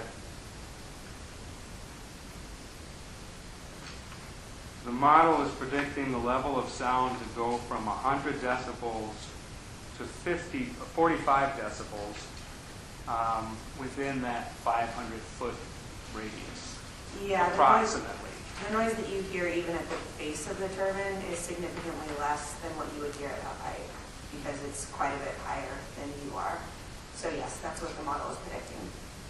And then, is it also then correct to assume that, and I'm going to use 50 instead of 45 just for math, just, you can bear with me. But, Sure, 50 doesn't even show up on the maps. okay, just so but, you know, so. okay, let's just, thinking in terms of getting almost to 45, if you're going from 100 decibels down to 45 decibels, you're having the noise 5 times, is that correct? I believe you indicated that yesterday that a increase in 10 decibels is perceived as doubling the sound. That's true. So would a decrease in decibels be perceived as roughly halving the sound? Okay, I see what you're saying. Yes, yes. Okay, so then that would indicate that going from 100 to 90, and then from 90 to 80, and then from 80 to 70, and then from 70 to 60, and then from 60 to 50, you've halved that sound 5 times over. I don't think I'm fully following you on what you're saying. Are you saying from hub height to the base of the turbine, how much the sound is decreasing? Well, just wherever you are going from 100 to 45 decibels. Okay. That you've halved that sound multiple times. Okay. Based on 10 decibels being doubling or Okay. halving. I guess see. that's what I'm getting at. Okay.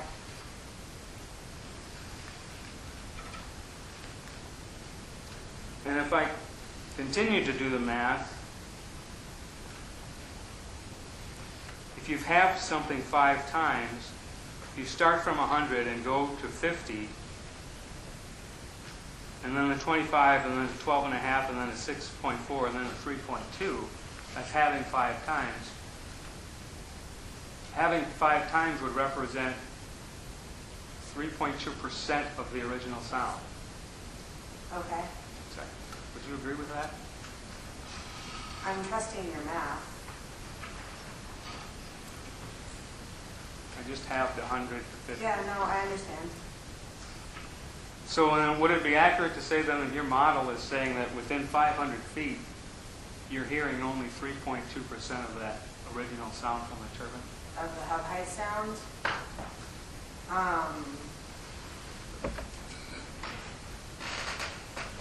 But what a human ear is perceiving as the sound being halved is not the same as the decibels. And so you're hearing 3.2 of the sound that you would if you were at hub height, I guess. Okay. I have a comment, but I'm not allowed to make one. So I ask questions only. I guess I'm moving on to shadow flicker.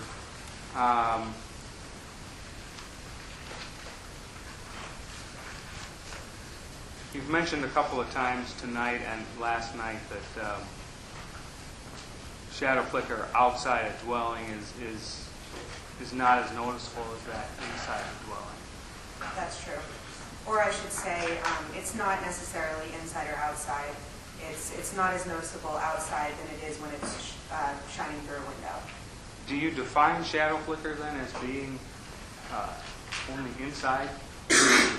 And do you call one question at a time? No.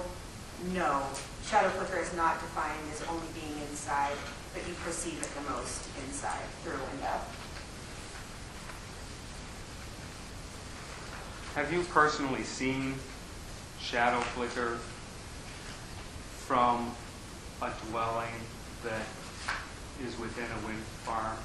I have, yes. And have you seen it outside the dwelling? I have. And you've seen it inside the dwelling as well? I have, yes. Is it correct to say that your shadow flicker models and your study itself does not really count shadow flicker occurring outside residence use areas such as porches and patios and swimming pools and gardens? I think you already asked that question. Let's move on.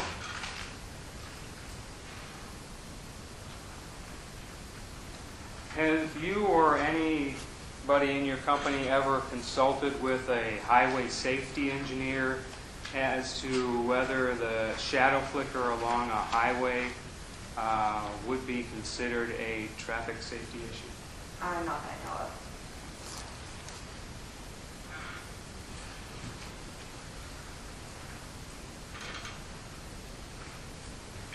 I wrote down in my notes yesterday that at the end of your presentation, you mentioned something to the effect that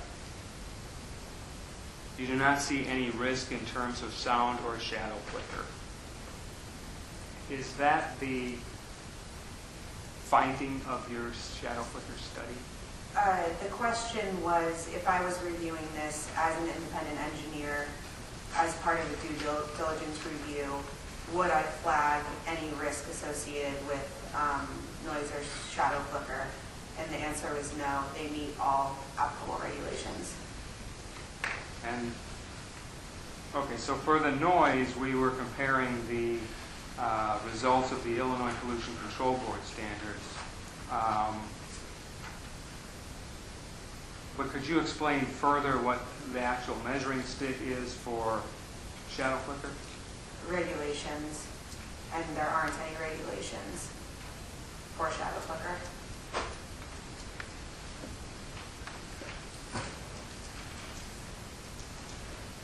Are you aware that Mainstream has suggested that that special use conditions be implemented for this project that include a 30-hour per year limit for shadow flicker? I was not aware of that. Is that something that you see in your line of work? Is that something that's familiar in other studies that you've done, a 30-hour per year limit? Well, I think it might be relevant. The question got a little confusing. There was three of them. Just try again, Mr. Murphy. Is the 30-year hour per limit for shadow flicker considered an industry standard? To some degree, yes. Would you be able to tell us why the industry measures shadow flicker predictions in terms of hours per year rather than, say, something like hours per month, which would be much more measurable and enforceable?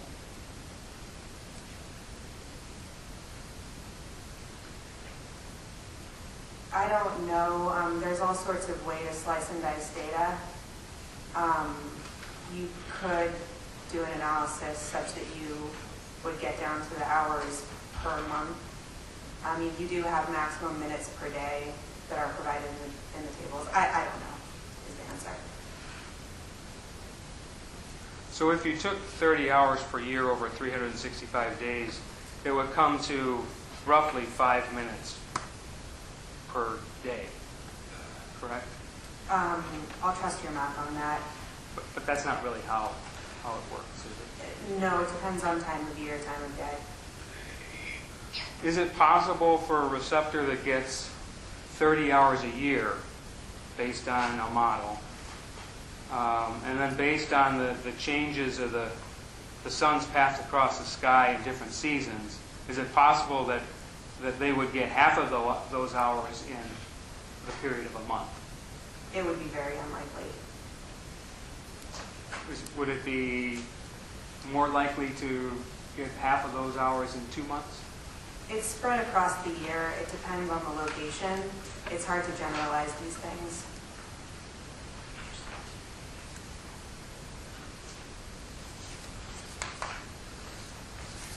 I wanted to ask some questions regarding the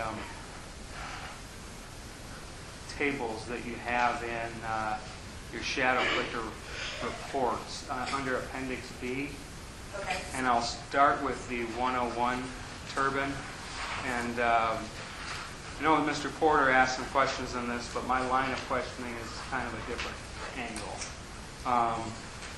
So Appendix B for the Model 101 turbine, this essentially tabulates the shadow flicker impacts for the various receptors, correct? That's true. And for this 101, if I remember correctly, the worst case non-participating receptor is R131, correct?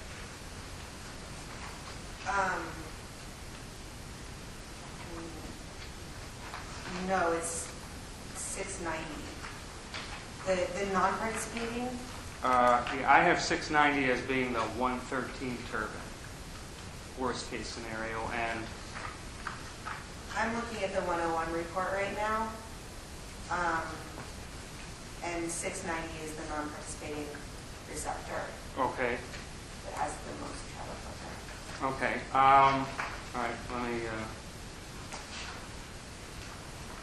Receptor 130. Just answer your question. Oh, I'm sorry.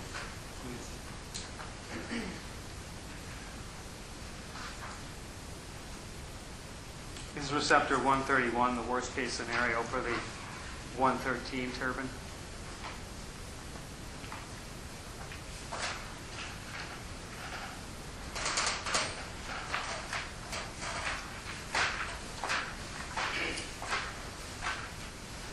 No. I apologize. I must have misunderstood the tables. Maybe the best thing to do would be go back to that receptor 690. No, I'm sorry. So you do agree that that is the worst case scenario for the non-participating parcel for that 101 turbine? Yes. Okay. And the data shows that it will receive 92 hours of shadow flicker per year without reducing cloud cover, correct? That's not correct.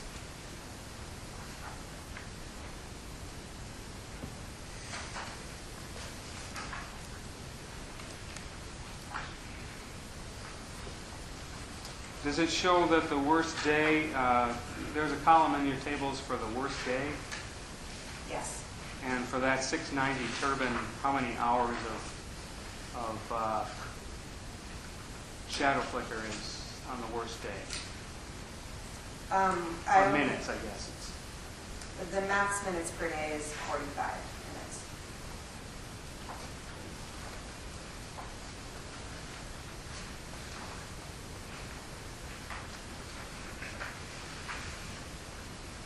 And are there other turbines on that page that have max minutes per day of say, over 30 minutes? Other turbines? I'm sorry, other receptors, sorry. Yes, there are.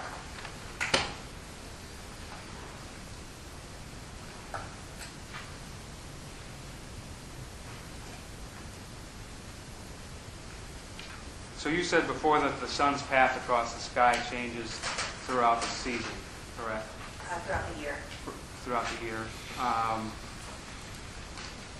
Is it fair to say that from day to day the path change is pretty gradual? It's gradual, yes. So if the worst case scenario on for that 690 turbine is 45 minutes on the worst day, and that day would be what day of the year? January 20th. January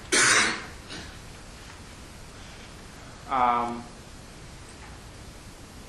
What would your prediction be for how much shadow flicker would be seen on January 19th? I don't know.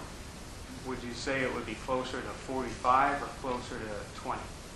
I would guess closer to 20 or to 45, but I don't have that information in front of me. Well, would that guess be because, as you stated before, that the change of the path is gradual from day to day?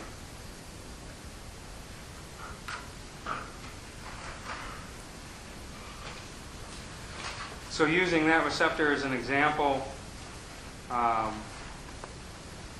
it's possible for that receptor to see between 30 and 45 minutes of shadow flicker every day for the course of several days leading up to that worst day and then moving away from that worst day. I don't know.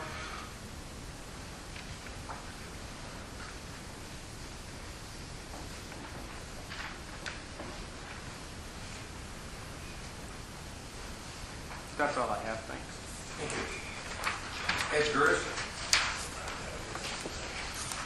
Bob Logan.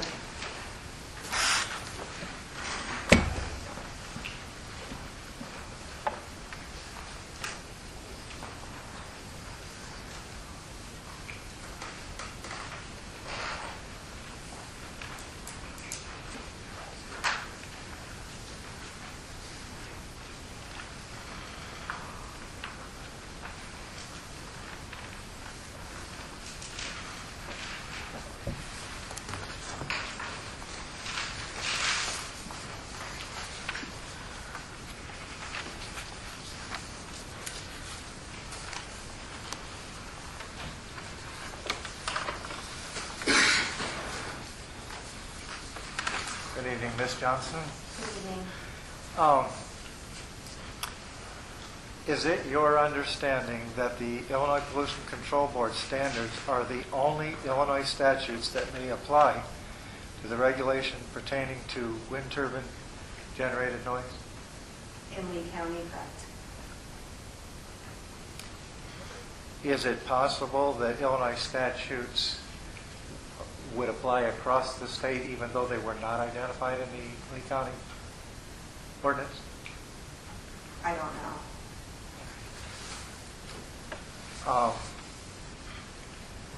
Is there any reason that, well, first of all, let me ask you, is it true that none of your studies included a study of the ambient noise? That's correct. Is there any reason for that? We weren't asked by Mainstream to do an ambient noise study. Is a legitimate impact of the change in noise, would it have to be based on ambient noise, the change? Yes, in order to determine the change in noise, you would do an ambient noise study, yes.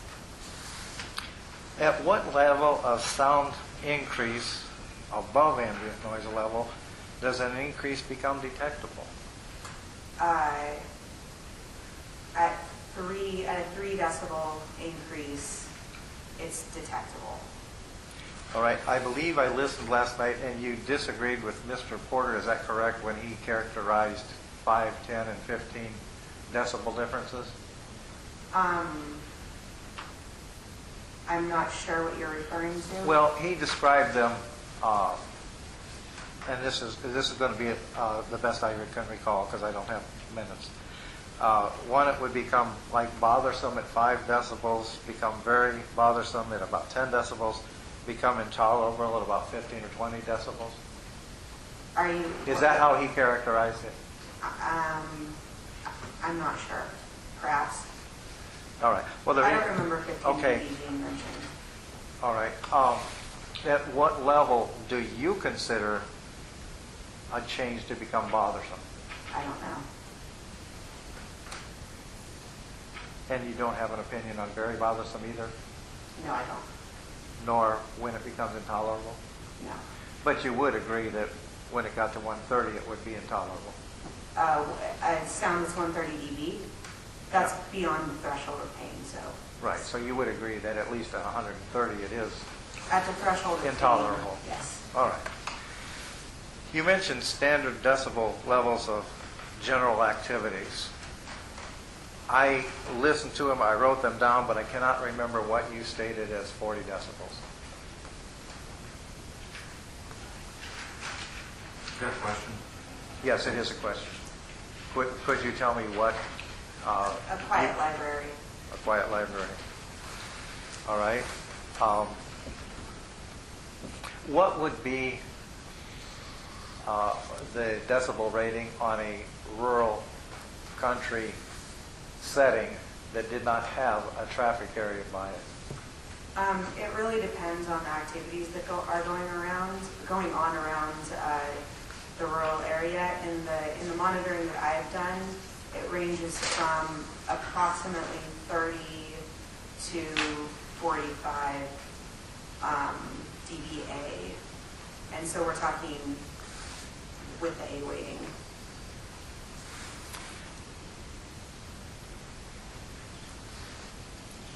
I'm not certain you said it, but could you tell us what the decibel level emitted from a TV set in a living room would likely be a range?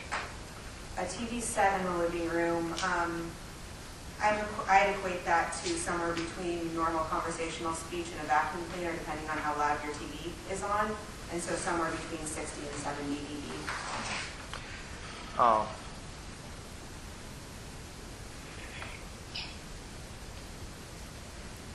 Let's see. Did you say that, according to your studies, that the decibel levels at a receptor were not generally higher than what might be expected inside a house? Will you repeat that question? Would you say that the decibel levels at a receptor from a wind turbine would not likely to be any higher than the average sounds heard in a home? Oh, I see what you mean. In this certain case, no. I mean, you could have a case where you have a receptor very close to turbines, but talking just about this project, no. I think is the answer. I'm still not quite sure I understand. Well, we heard some relative inside the house type sounds. Yes. So you're telling me that at the foundation level, they would not likely exceed those noises inside there? Is that correct? Yes. Do you have any idea what decibel level a quiet bedroom would be? I think that I have I have seen numbers somewhere around 35 to 40 dB. I don't know, it's not something that I have right in front of me, but What would likely create noise in a quiet bedroom? Like in the middle of the night when you're sleeping? Maybe snoring, but other than that. yeah, snoring, a dog barking, if it's really windy outside, rain, cars passing, insects, frogs. And those would raise it to 35 decibels. Well, they could raise it to all sorts of decibels depending on how loud the noise is. You mentioned that I think what it is, you didn't mention it, I believe you agreed to it, you can correct me, or I'm asking you, did you agree with the WHO study, World Health Organization study, that stated that sleep deprivation was one of the issues that sound could create? I have read the WHO paper that you're speaking of, yes. And they did, in fact, state that sound deprivation was one of the results of excessive sound? Sleep deprivation. Right, sleep deprivation. I believe that, yes, that is stated in All right. The reason I ask you that, there's a method to my madness. Do you agree, well, never mind, I just asked you that. Would you say, the general household thing, if any of those general household activities that we mentioned earlier, such as the television, vacuuming, those type of things, might also result in sleep deprivation if they were in the bedroom? She's not a health expert. We're starting to- I'm talking about the sound, because I'm talking about how would the sound wake you up? Would a voice, even we use voice at 60 decibels, would the average person be able to, well, okay, maybe you can't tell a sleep thing, but it had to do with sound. My question is would that wake you up?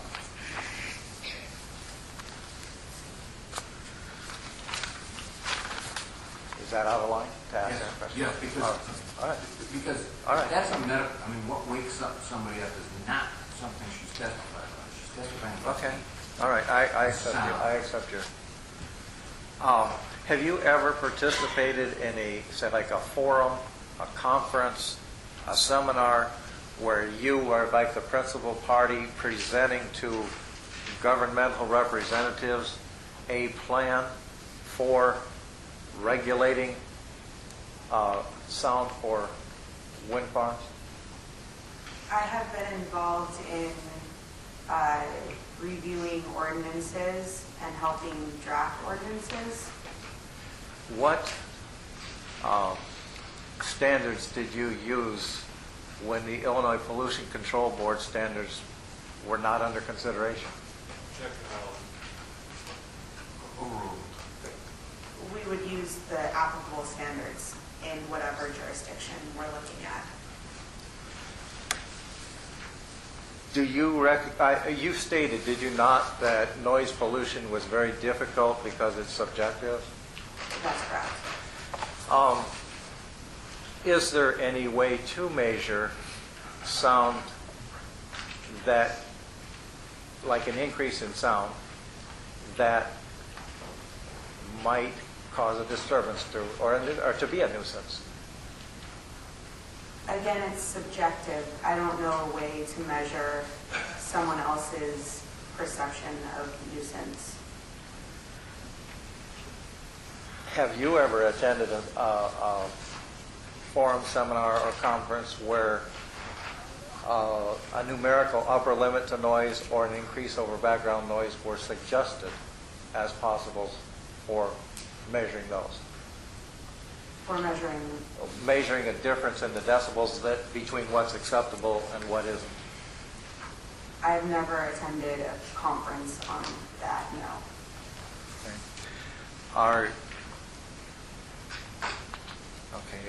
You might not know that either. Have you or your company done post-construction studies that reveal that modeling studies figures were exceeded?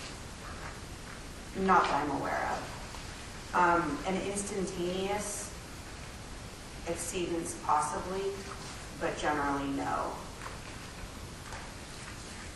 Would it be fair to say if you were driving and encountered the shadow flicker of a turbine blade that the shadow and you were both moving? If you're driving and you encounter the shadow from a turning blade, is it not true that you're both moving? That's correct. If you drive past a row of trees, are the tree shadows moving or are you moving? Well, they could both be moving, the leaves with the wind and everything, so the trees themselves are not moving. All right. Can you contrast the difference between how infrasound and audible sound pass through a wall? I mean, sound passes through solids the same way, no matter what wavelength it is. So you are saying that there is no difference between how infrasound may be heard inside a house as opposed to the audible sounds coming from a turbine? They don't pass through like a material in a different manner? Sound passes through materials in the same manner, no matter what the wavelength. The wavelength sound behave. Can you repeat? Well, the reason I'm asking you this is because... Let's not go over speed. All right. Just ask. All right. Is it true that infrasound has been known to occur inside houses from the wind turbines? Not that I know of.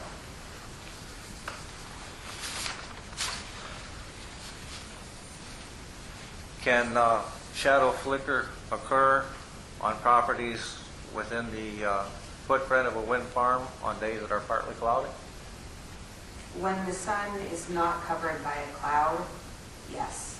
If the sun is covered by a cloud, no. Do the clouds stay in one place, or do they generally move? Clouds move. You said the INAI sites you studied were not actually receptors. Is that correct? What I meant is that it's not a structure. They're points in space that were picked, I don't want to say randomly, but they don't represent any specific point in space except a point on the border or within the INAI properties. Is it fair to characterize them as a reference point to determine what the impact might be on that site? That's the purpose for picking those points, yes. Right. So you might characterize them as environmental habitat receptors? No, No? no. But you're talking about INAI sites, is that correct? That's correct. And the concern there is the environmental impact, is that not correct? You know why? You don't know why the studies are done? I know why the studies are done. I was told to put points on the borders and the interiors of the INAI properties. And what are INAI properties? Illinois Natural Area Inventory properties. Do you have any idea what the purpose of those areas are? I believe that one of them is a wildlife area, at least.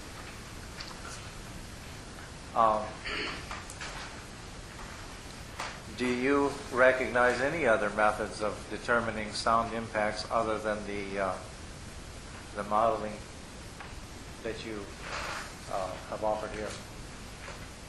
Yes, there's pre- and post-construction monitoring that can be done. Are you aware that there are Siemens 101 turbines operating today? Yes, there are. Is it possible to do a study on those operating turbines to determine the impact or the noise, the sound impacts of those turbines? You would have to find a project that allowed you to do that, but the IEC testing, the manufacturer data that we have, is the sound produced by that specific turbine.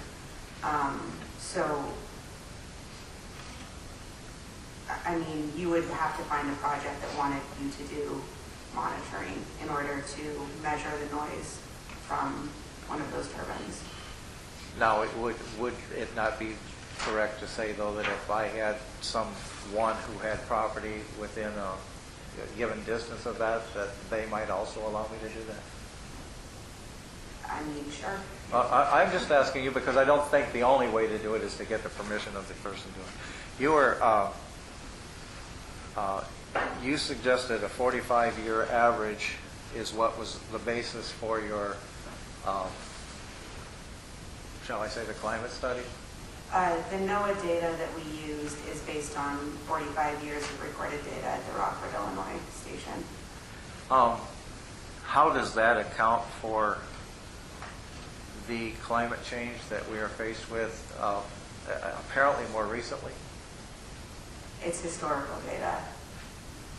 And that's all it is that correct? That's correct. All right. Isn't it true that many of the current turbines actually have systems to turn the blades to first capture the most effective use of the wind? That's correct. And doesn't the turning of those blades affect the sound? I'm sorry. Somebody caught right at your last Oh. word.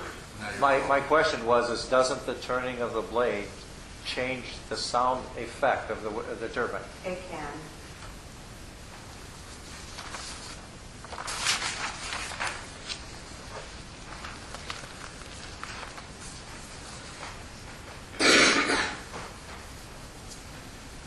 I believe it was mentioned, and I think you gave assent to this because I believe Mr. Porter was reading it from a portion of this from the Illinois statutes, part 900 of the Pollution Control Board standards. 900-102 harshly says, no person shall seize or allow the emission of sound beyond the boundaries of his property as property is defined in Section 25 of the Illinois Environmental Protection Act so as to cause noise pollution in Illinois or so as to violate any provision of this chapter. Are you familiar with the Illinois Pollution Control Board standards? I am. And would you say that is a proper characterization of what it says? I don't have it in front of me. Okay, I could give you the whole thing in front of you, but okay, that's fine. Do you know what Section 25 says about how to identify property lines? I would have to look at the regulations. I'm not sure. It might be a stretch to ask you for that. I will, well, maybe I can't probably do that either. I'll have to do it in closing.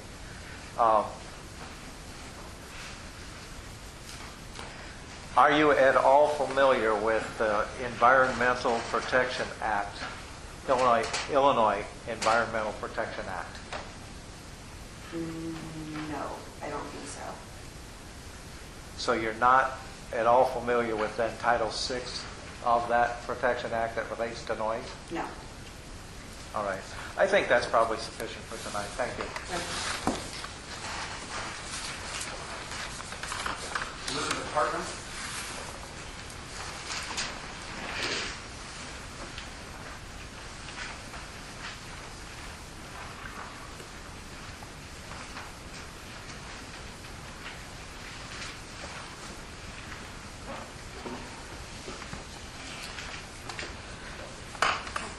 Good evening. I believe it was last night you testified that trees block the shadow flicker. They can, yes. So if you had oaks and maples in your yard, they would block the shadow flicker in the fall when the sun was low? Well, it depends on if there were still leaves on the trees. Obviously, they're going to block the shadow flicker more when there are leaves on the tree. So if the flicker happens to hit your home after the leaves have fallen, they're not going to do any good, correct? They'll block it somewhat, not as much as if there were leaves on the trees, correct? Would you agree that light can bounce off of metal buildings that are in a farmyard? Yes. So that the absence of light will also kind of black, which is shadow flicker, wouldn't that kind of reflect off the buildings also? No, shadows don't reflect off a building. But the absence of light does, because you have light and no light. You're telling her things, just a question. Sorry. Well, see, otherwise... I understand. So, would you agree that if light is reflecting off a building, then as the shadow comes across, there would be less light reflecting off the building? Would you agree? Yes. And you'd also mentioned at times that you didn't think there were many people, residents were home during the day when shadow flicker might occur. I don't remember saying that. I might have said that it's possible that no one would be home while shadow flicker is occurring. It's possible. But do you realize we're talking about a lot of farmyards where farmers are working off, on their equipment in the yards quite often? Do you realize that? Yes. So would you agree that these residents could be home quite a bit of the time during the shadow flicker outside in their yards, and that could create a problem? Is that correct? Again, shadow flicker is perceived the most when you're inside, when it's through a window. So that when shadow flicker comes through a window, I believe you also stated that it's only in that room. Is that correct? Well, it would be in any room that there is a window with shadow flicker. But if there was only one window, say in your kitchen, and that sunlight would hit the, say, refrigerator, which is metal, would that kind of bounce off just like it did outside? I guess it could. I believe you just said tonight that the noise level did not reach a level of concern at all the receptors. Is that correct? I said that the level of sound at each of the receptors is below the IPCB limit. But I believe you also used the term level of concern. I might have. I don't have all of my quotes in front of me. I'm sorry. Well, I was just wondering what your level of concern could be for noise limit. In this case, the IPCB limits are what All are right. of concern to me. Thank you. Thank you. Catherine Geithner?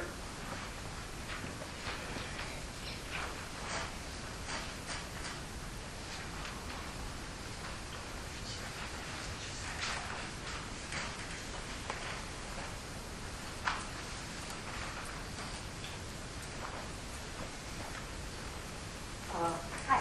Last night you said that you had surveyed some people about shadow flicker. I've talked to people about shadow flicker. How tall were their turbines? There's a range. I'd say most of them are between 80 and 100 meter up heights.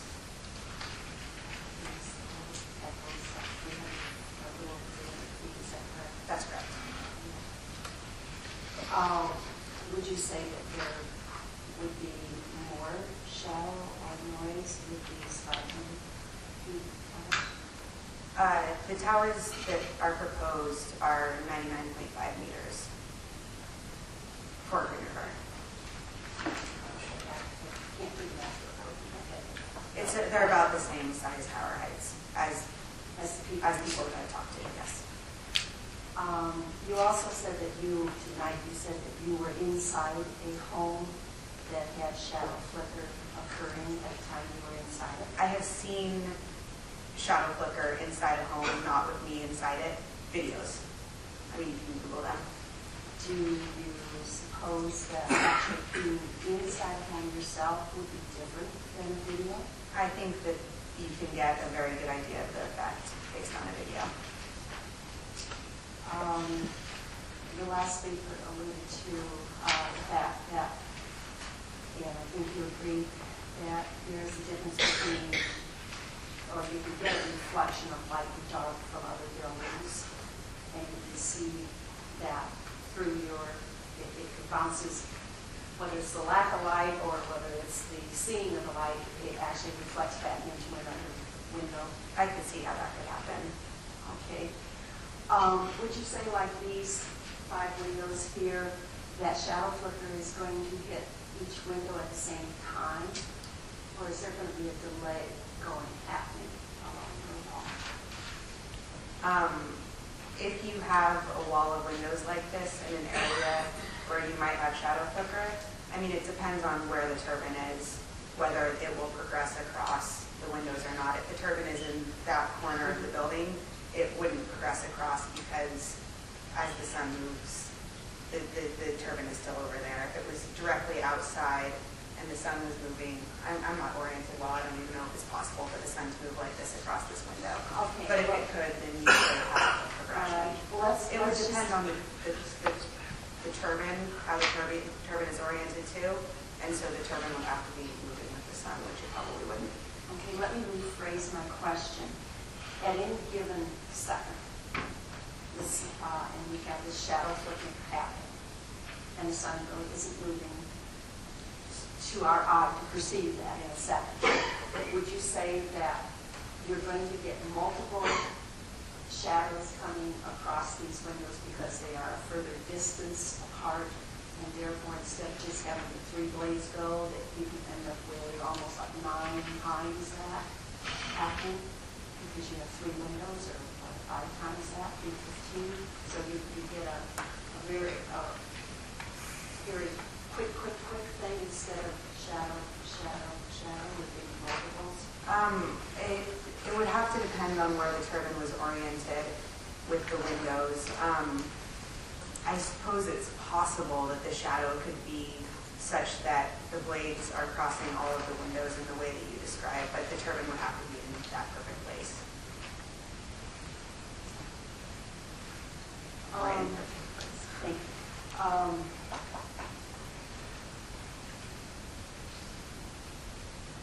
So basically, then, from what are you saying that light at a single point could have an accumulated effect with multiple units in a home? No. I mean, the duration would be the same. The duration would be the same, but the way the eye perceives it, could it be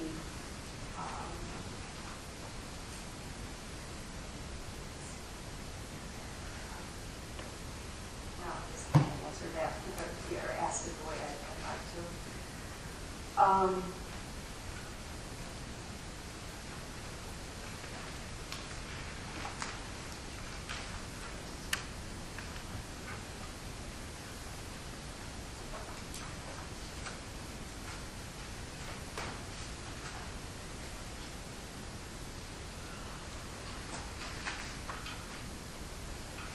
Did you run a reflection model that would, as this flicker reflects off other buildings? Have you run a reflection type model? No. Is there a reason the company doesn't run that? It's a pretty unlikely scenario.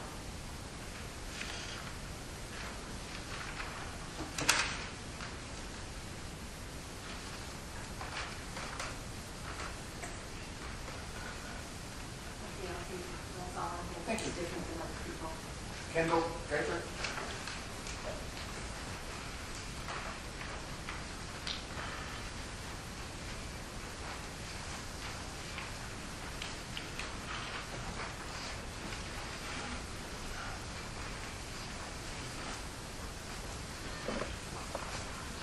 Good evening. Good evening. Your model used, you ran your model using 2 different turbines, is that correct? That's correct. And what was the distance to the property that you figured for those? From where the turbine is to the property that's affected? Well, It depends on where the property is in relation to the turbine. I mean, I don't understand your question. Okay, the property, okay, let's throw in a different question. Generally, you're looking at how the property being affected is the home, is that correct? That's correct. Okay.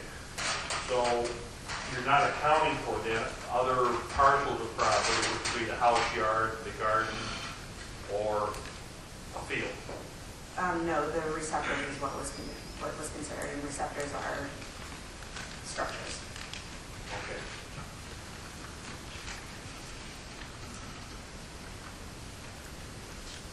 Your model would account for different turbines only if you put that information in. Is that correct? That's correct. Okay, so if different turbines were used, it would change the data. For sound, yes. For shadow flicker, if you had the same hub height and the same rotor diameter, you would get the same results. So depending on the turbine, they could be louder. A turbine could be louder, correct. In your model, you're accounting for as the sun moves across the sky and changes in a point of location to the house in line with the sun and the turbine, etc.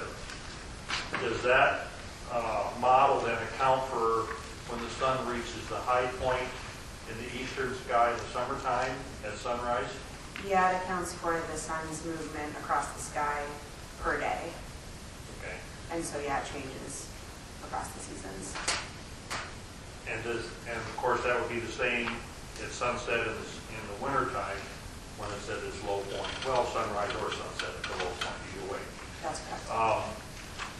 But I guess what I'm asking is, does your model consider that at that point, when it reaches its maximum or minimum, summer or winter, that it slows down its movement across the sky and kind of hangs there, so to speak?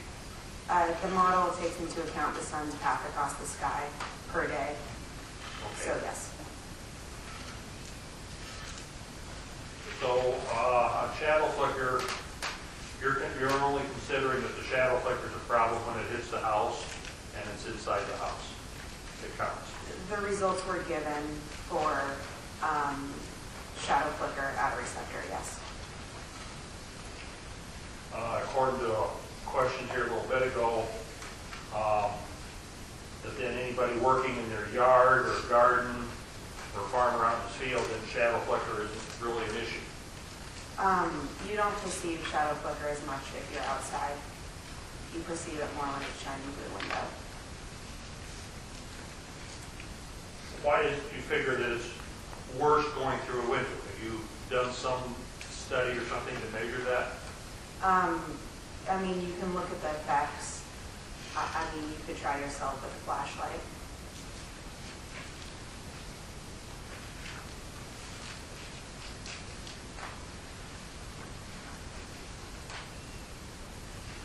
When you run your model, do you make any adjustments to the data? Or I guess I'm asking, is there any latitude in the interpretation of the data? For noise, no. It's purely what the model gives. For shadow flicker, no, except that we do account for cloud cover, as has been discussed. Do you in any way factor in how shadow flicker affects someone subject to motion sickness? I'm not a health expert. That's all I have. Thank you. Folks, because I know what Mr. Lee and probably Mr. Porter are going to say, lobby me for, but let me ask this. Of the folks here, how many left have, who haven't asked questions, how many left have questions?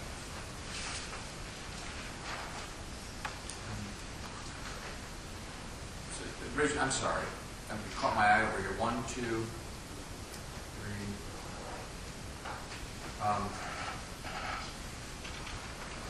sure would like to get the witness off the stand and done, because I know Mr. Lee is going to say he would prefer to get this witness done. Mr. Porter would like to have a clean slate for the next session so he knows what time to get his witness here.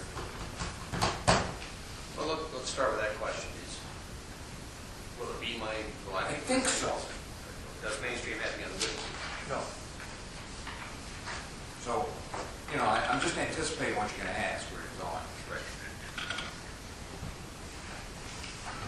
Let's keep going, please. Dean Geldon, No, that's an A. Nancy Timble, Jim Timble,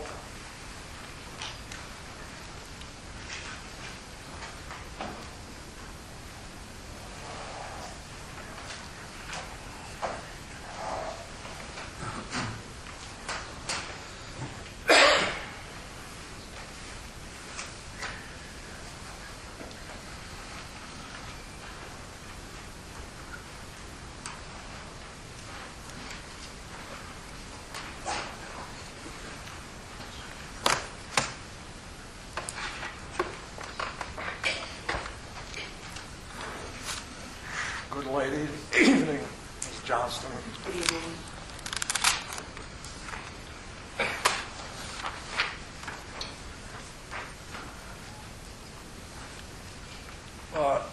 You stated in answer to one of Mr. Boris's questions that you would not be surprised if some wind energy developers did not do pre-construction modeling studies.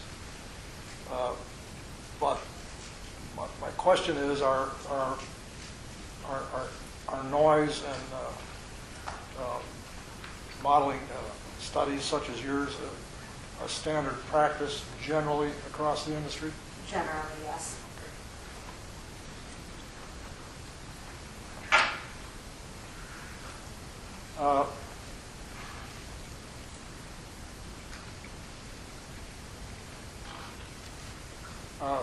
Also, in answer to one of Mr. Boris's questions, I believe you stated that your firm does not conduct modeling studies for third parties other than the wind developing industry.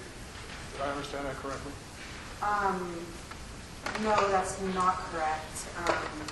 We would provide noise monitoring or modeling for anyone, and we in fact have for people other than wind developers. If a group of residents living in the footprint of a wind farm wanted to retain your company to do update modeling of the noise being emitted, then you would Of course. you would do that. Of course.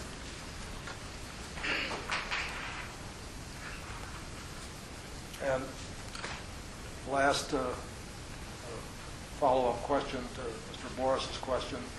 You said you were not asked to do a aviation light flickering model study. That's correct. Are those doable, or are they just not technically possible? I don't know. I mean, anything is doable.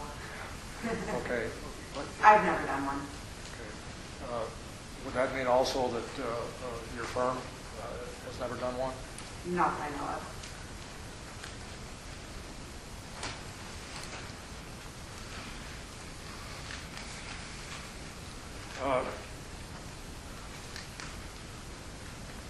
In your preface yesterday, you stated that you were doing an independent engineering review. Independent reviews generally are to compare to a base model. Is your review going to be, are your firm's reviews compared to base models generated by the wind developer that retains you, or to their own base models? So an independent engineering review has 17 different sections. Some of the sections we do compare to a DLH-based model, for example, the financial model. In the environmental and permitting section, we generally do not compare to any of our own modeling. Well, speaking about shadow flicker and sound, we review other people's studies for technical reasonableness and conformance with applicable standards. But are your reviews ever, do wind developers, let me rephrase, do wind developers ever retain two different companies like yours to do the same review to compare both reviews? They could. I don't recall ever seeing two sound studies for the same project done by two different people, but they could, yes.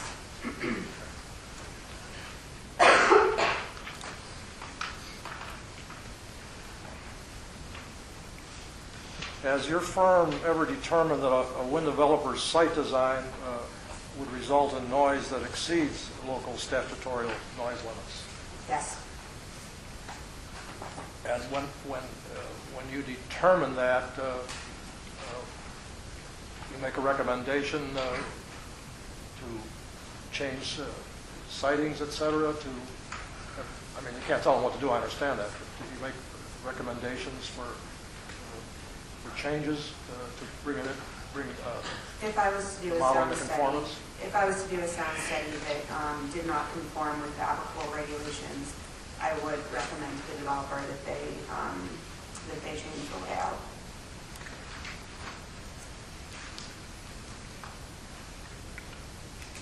Does GLGH track the percentage of post-construction wind farms that exceed GLGH's projected in compliance models? We would most likely only know if they exceeded if we were to go out and do a sound monitoring study. Generally, the sound monitoring studies are confidential, and so we don't get to see them. Internally, we would track that, yes.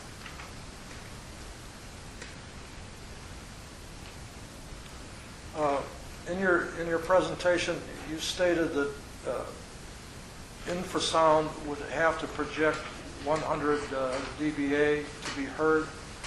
Is that correct? Let me get to that graph. It depends on what hertz you're talking about, but at about 10 hertz, the sound would have to be about 100 dB to be perceived. And by being perceived, do you mean audible to the human ear? Heard, yes. Okay.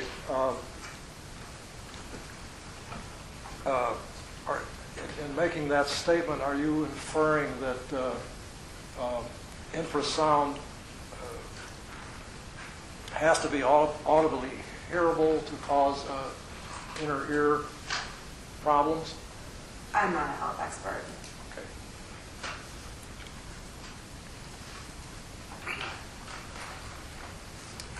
Is it correct that you did not conduct a parallel infrasound modeling to measure whether infrasound emissions from wind turbines exceed tolerable levels?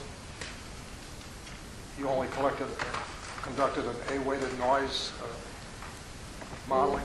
No, we performed our sound study to compare with the IPCB standards, which are in dB per octave band between 31.5 and 8,000 hertz. Okay.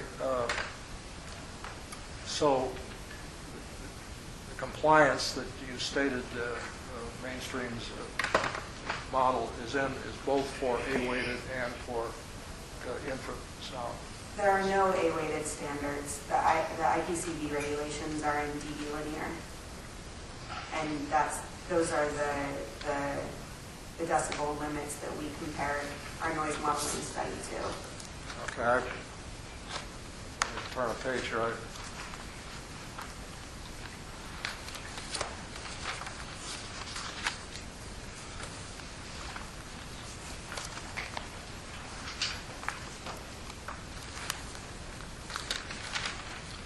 Okay,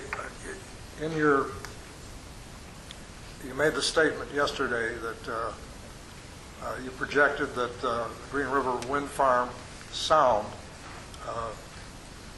model shows that the Green River Wind Farm is in compliance with Illinois Pollution Control Board standards.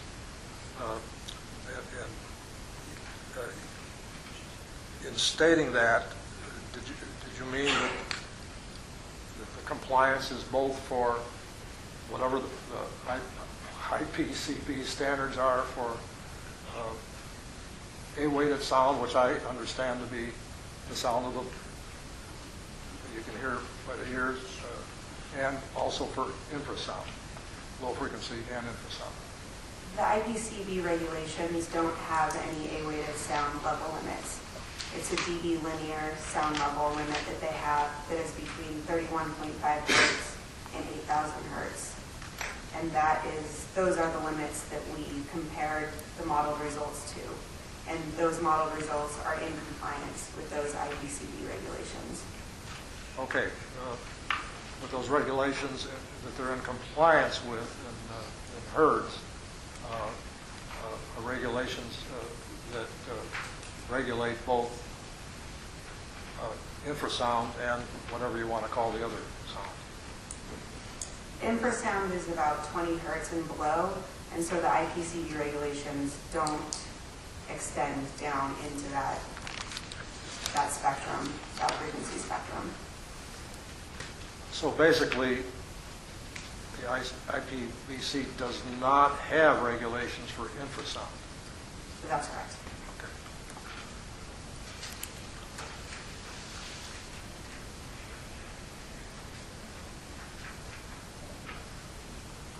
But they do have them, I think, for A-weighted sound.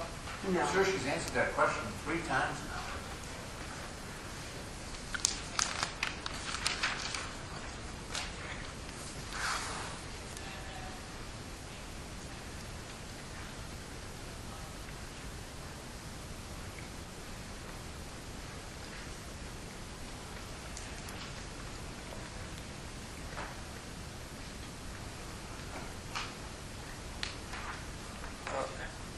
Have you examined Dr. Jacobson's 2005 infrasound emissions from wind turbines and Dr. Salt's 2010 wind turbines can be hazardous to human health studies, both of which conclude that using dBA-weighted spectra totally misrepresents the effects of wind turbine noise, including its infrasound components on the auditory system? Again, dBA was not used in this study anywhere. I guess you did tell me that.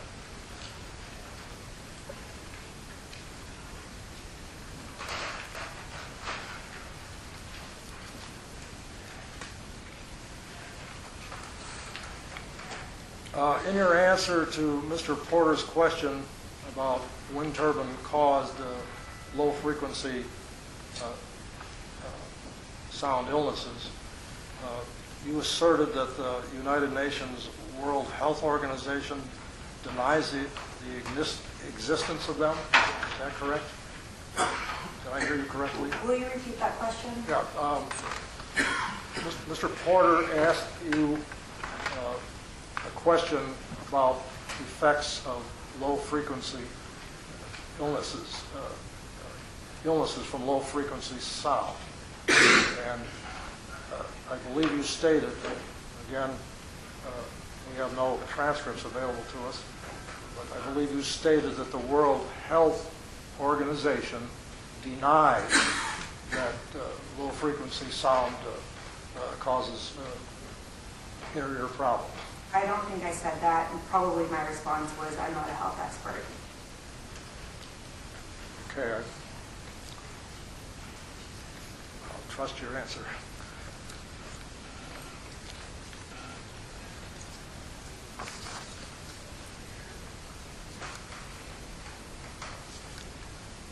Am I correct that you testified also to Mr. Porter that the 219 Lee County receptor homes at which Green River Wind Farm noise levels will be at or below, or will confirm to ICB standards,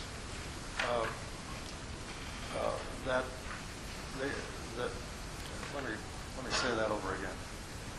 Am I correct that you testified to Mr. Porter that the 219 Lee County receptor homes at which your model established that the GRWF noise levels will be in conformance are subject to a 34% compliance error? There's an uncertainty associated with the model. That's correct. And the uncertainty could be up to 34%? No, the statistically normal curve, one standard deviation is the uncertainty that's presented, and one standard deviation is 34.1%, either above or both above and below the result given, the most likely result. Okay. Plus or minus? It's plus or minus, correct.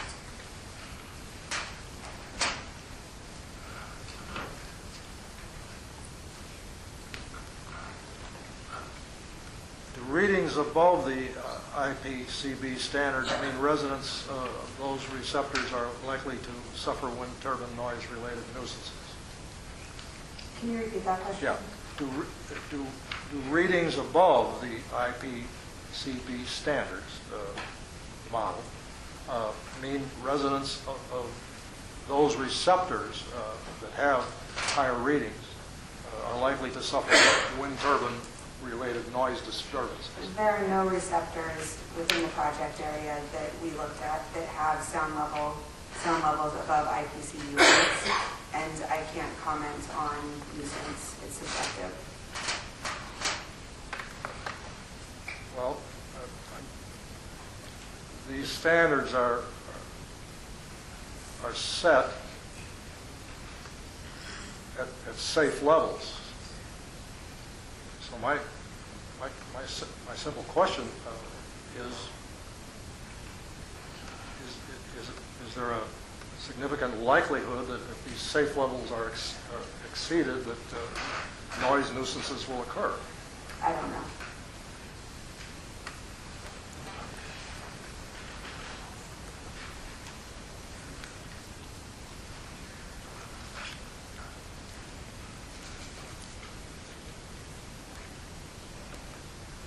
I'm going to try again here. I apologize, perhaps it's the late hour or what, but I keep hearing that noise measurement is subjective.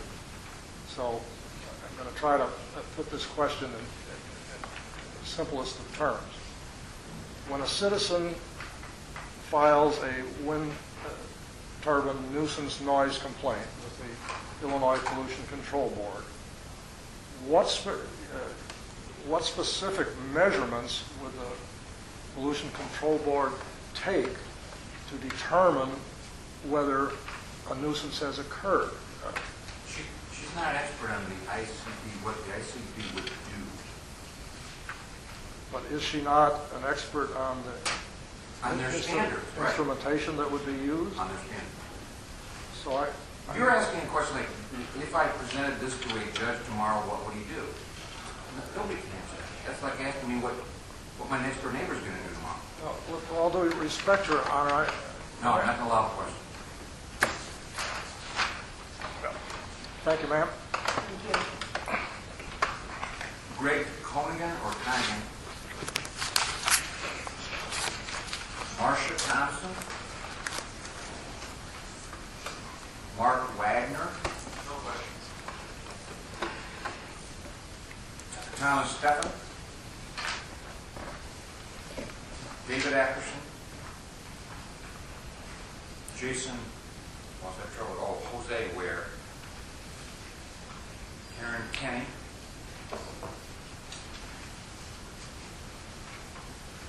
Julie Van Laar? And anybody else whose name I've not gone through the F sheets with. Come on up, saw your hand first.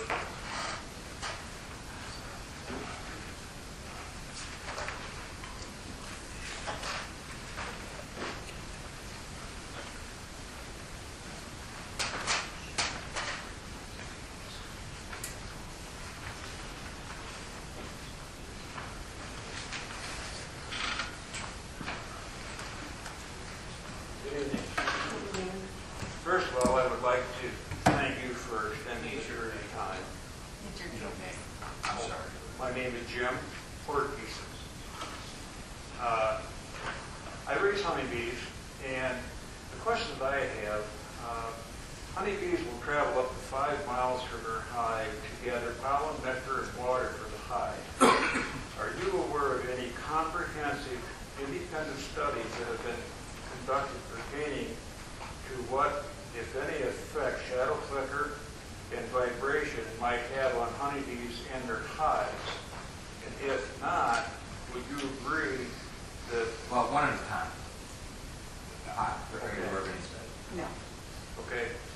And would you agree that since honeybees are the main pollinator of our food sources, that it would be worthy of a study being required on the effects? I don't know. Fair enough. Not the answer I want? Fair enough. Thank you. Thank you. Thank you. Next, somebody raise their hand. I saw one over here. Come on.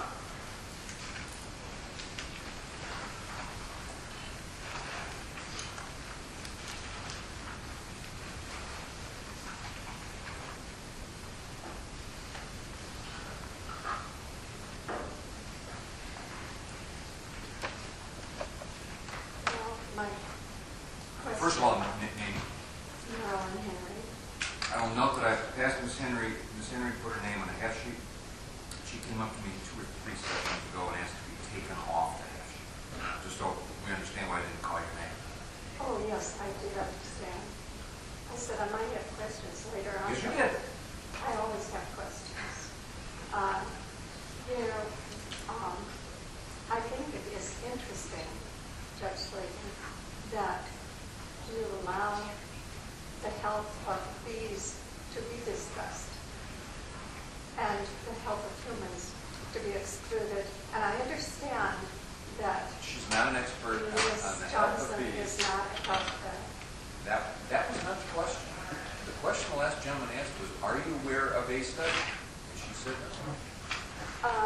2 or 3 of our people asked Ms. Johnston, and I think you do very well Thank in you. answering questions, but several have asked of studies that they thought you might have come across, that you could discuss. Several, but we do understand you are not a health expert, but this time has been allocated to discuss noise Just ask her a question. and shadow flicker. So doesn't it seem like... No, let's understand this time has not been dedicated to noise and shadow. The time has been dedicated to her studies on noise and shadow. That is confining because during But this... go ahead and ask her a question. Doesn't it seem apparent that when you are being questioned and noise is the topic, that it is, though you are not a health expert, that it is a time for discussion for this board to understand the impact. Right. Is that a question? That is Jen? the question mark. She can answer a To question Ms. on what's Johnson. appropriate here. Just ask her a question on her study or her expertise. Do you think it would be advantageous in your studies to include effects on health of the humans? We don't have doctors on staff or any medical professionals, so no. Do you think it would be more effective for mainstream to have included such a topic? That's not the question she can answer. That's like asking what's effective for your next door neighbor. That is not the purpose of this expert. And if somebody wants to bring a doctor as their expert, fine. I think, if nothing else, when I ask you these questions, Ms. Johnson, do you think it is helpful that it brings to light the need for our board and What she thinks helps the board is irrelevant. It's absolutely irrelevant. then what's the point, Judge, of listening to her, The point of results her study? was her qualifications as an expert and the study she performed showing and show the results of her studies. We're mixing up. A lot of the questions have mixed up the difference between the subjective results of her studies and the objective results of her studies.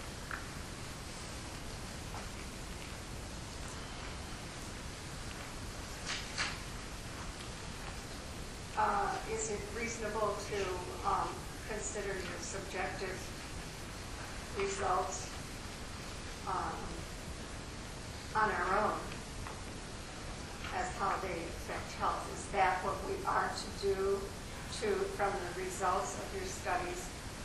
Is that up to us? That's not a question she can answer either. These are the fact finders, the decision makers over here. How they treat her testimony is going to be up to them. Not up to her, not up to you, not up to me. Well, I'm hopeful that they will take it to the next steps then. Thank you. Thank you. Any other folks with questions? Mr. Garrad?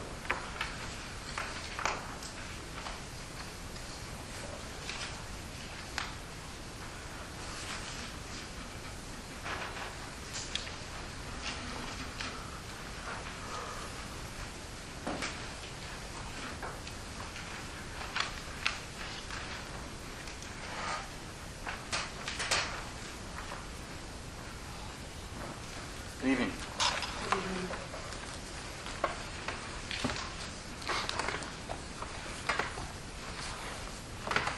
John Kelly from Franklin Grove. I'll try to hurry because my battery's running low now.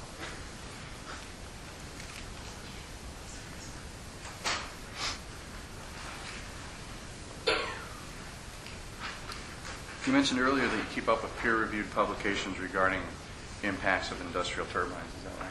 Or any late studies? That's correct. What's the latest one that you've read? The latest one or the most recent one? Most I don't recent. know. I don't know.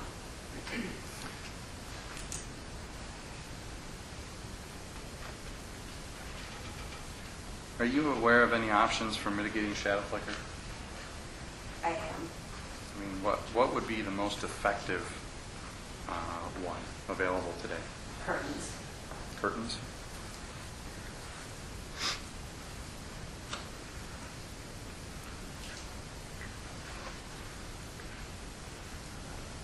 Have you ever heard of a product by Vestas for mitigating shadow flicker? No. It is called Vestas Shadow Flicker Detection System. No.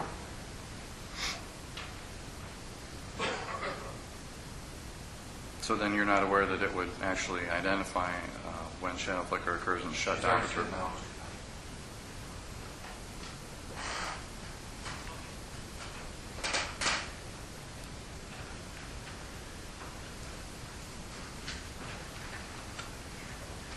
How about mitigation factors to reduce noise from wind turbines?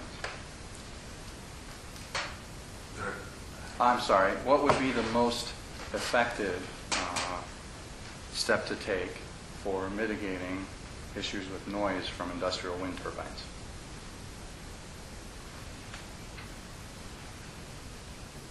Well, I guess I should restate my answer from the first one. The layout of the wind farm is the first step. And then beyond that, for noise, some turbines do have noise control options. And that can be For noise, there are various, but the noise control options that some turbines have is what I see most commonly. What about options that are available to a homeowner, a non-participating resident? Closing your windows.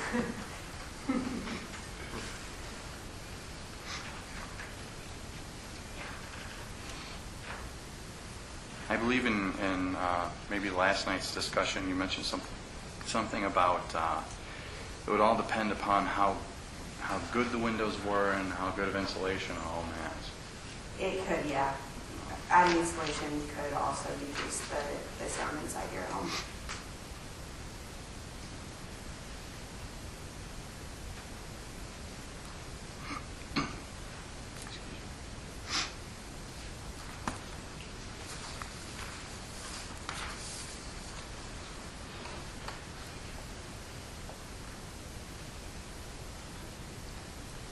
Early in your testimony, you mentioned a scenario where a home would have potentially 3 turbines around it, and your model took into account as though the wind was blowing from all directions toward that home. That's correct. And that was to obtain a conservative estimate? That's correct. So, in correlation or in relation to where a turbine stands and the wind is blowing whatever direction, where is the loudest noise? Where is the greatest amount of noise noticed? Is it always directly behind, or where would it be? It's always downwind. And obviously, the closer you get to the turbine, the more sound you would hear.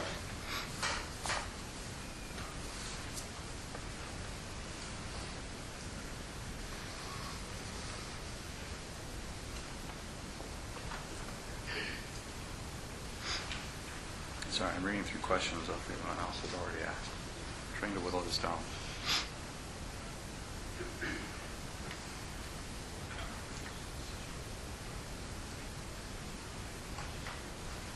I don't have your study in front of me, but I believe Mr. Robry asked something about the worst day that one of the receptors would have been affected by shadow flicker. Okay. Do you recall what that value was? I don't. Well, let's say it was 60 minutes in the day, an hour or whatnot. Would that all be in a contiguous hour? No. Okay. Well, I shouldn't say no so adamantly. The biggest chance is that no. Usually it would be morning and evening. Okay. And to be clear, it's also split between different turbines. And so it's, yeah. Okay.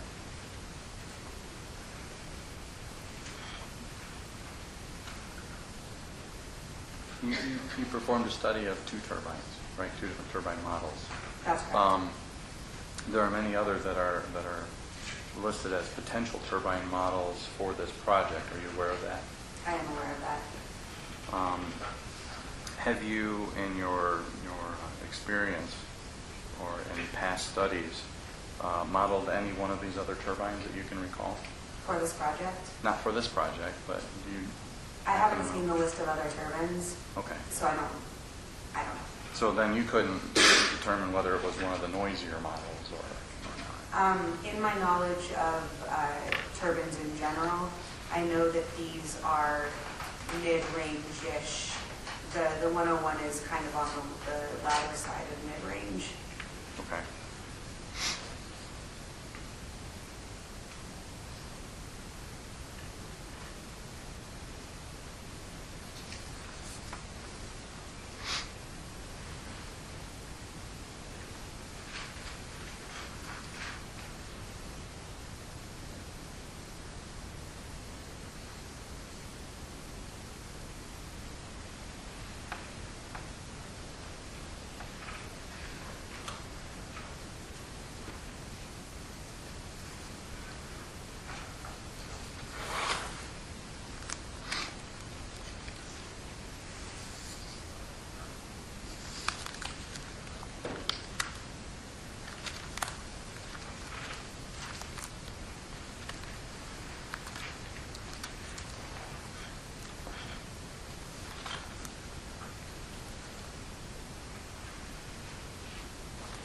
think every question from this stack has already been asked.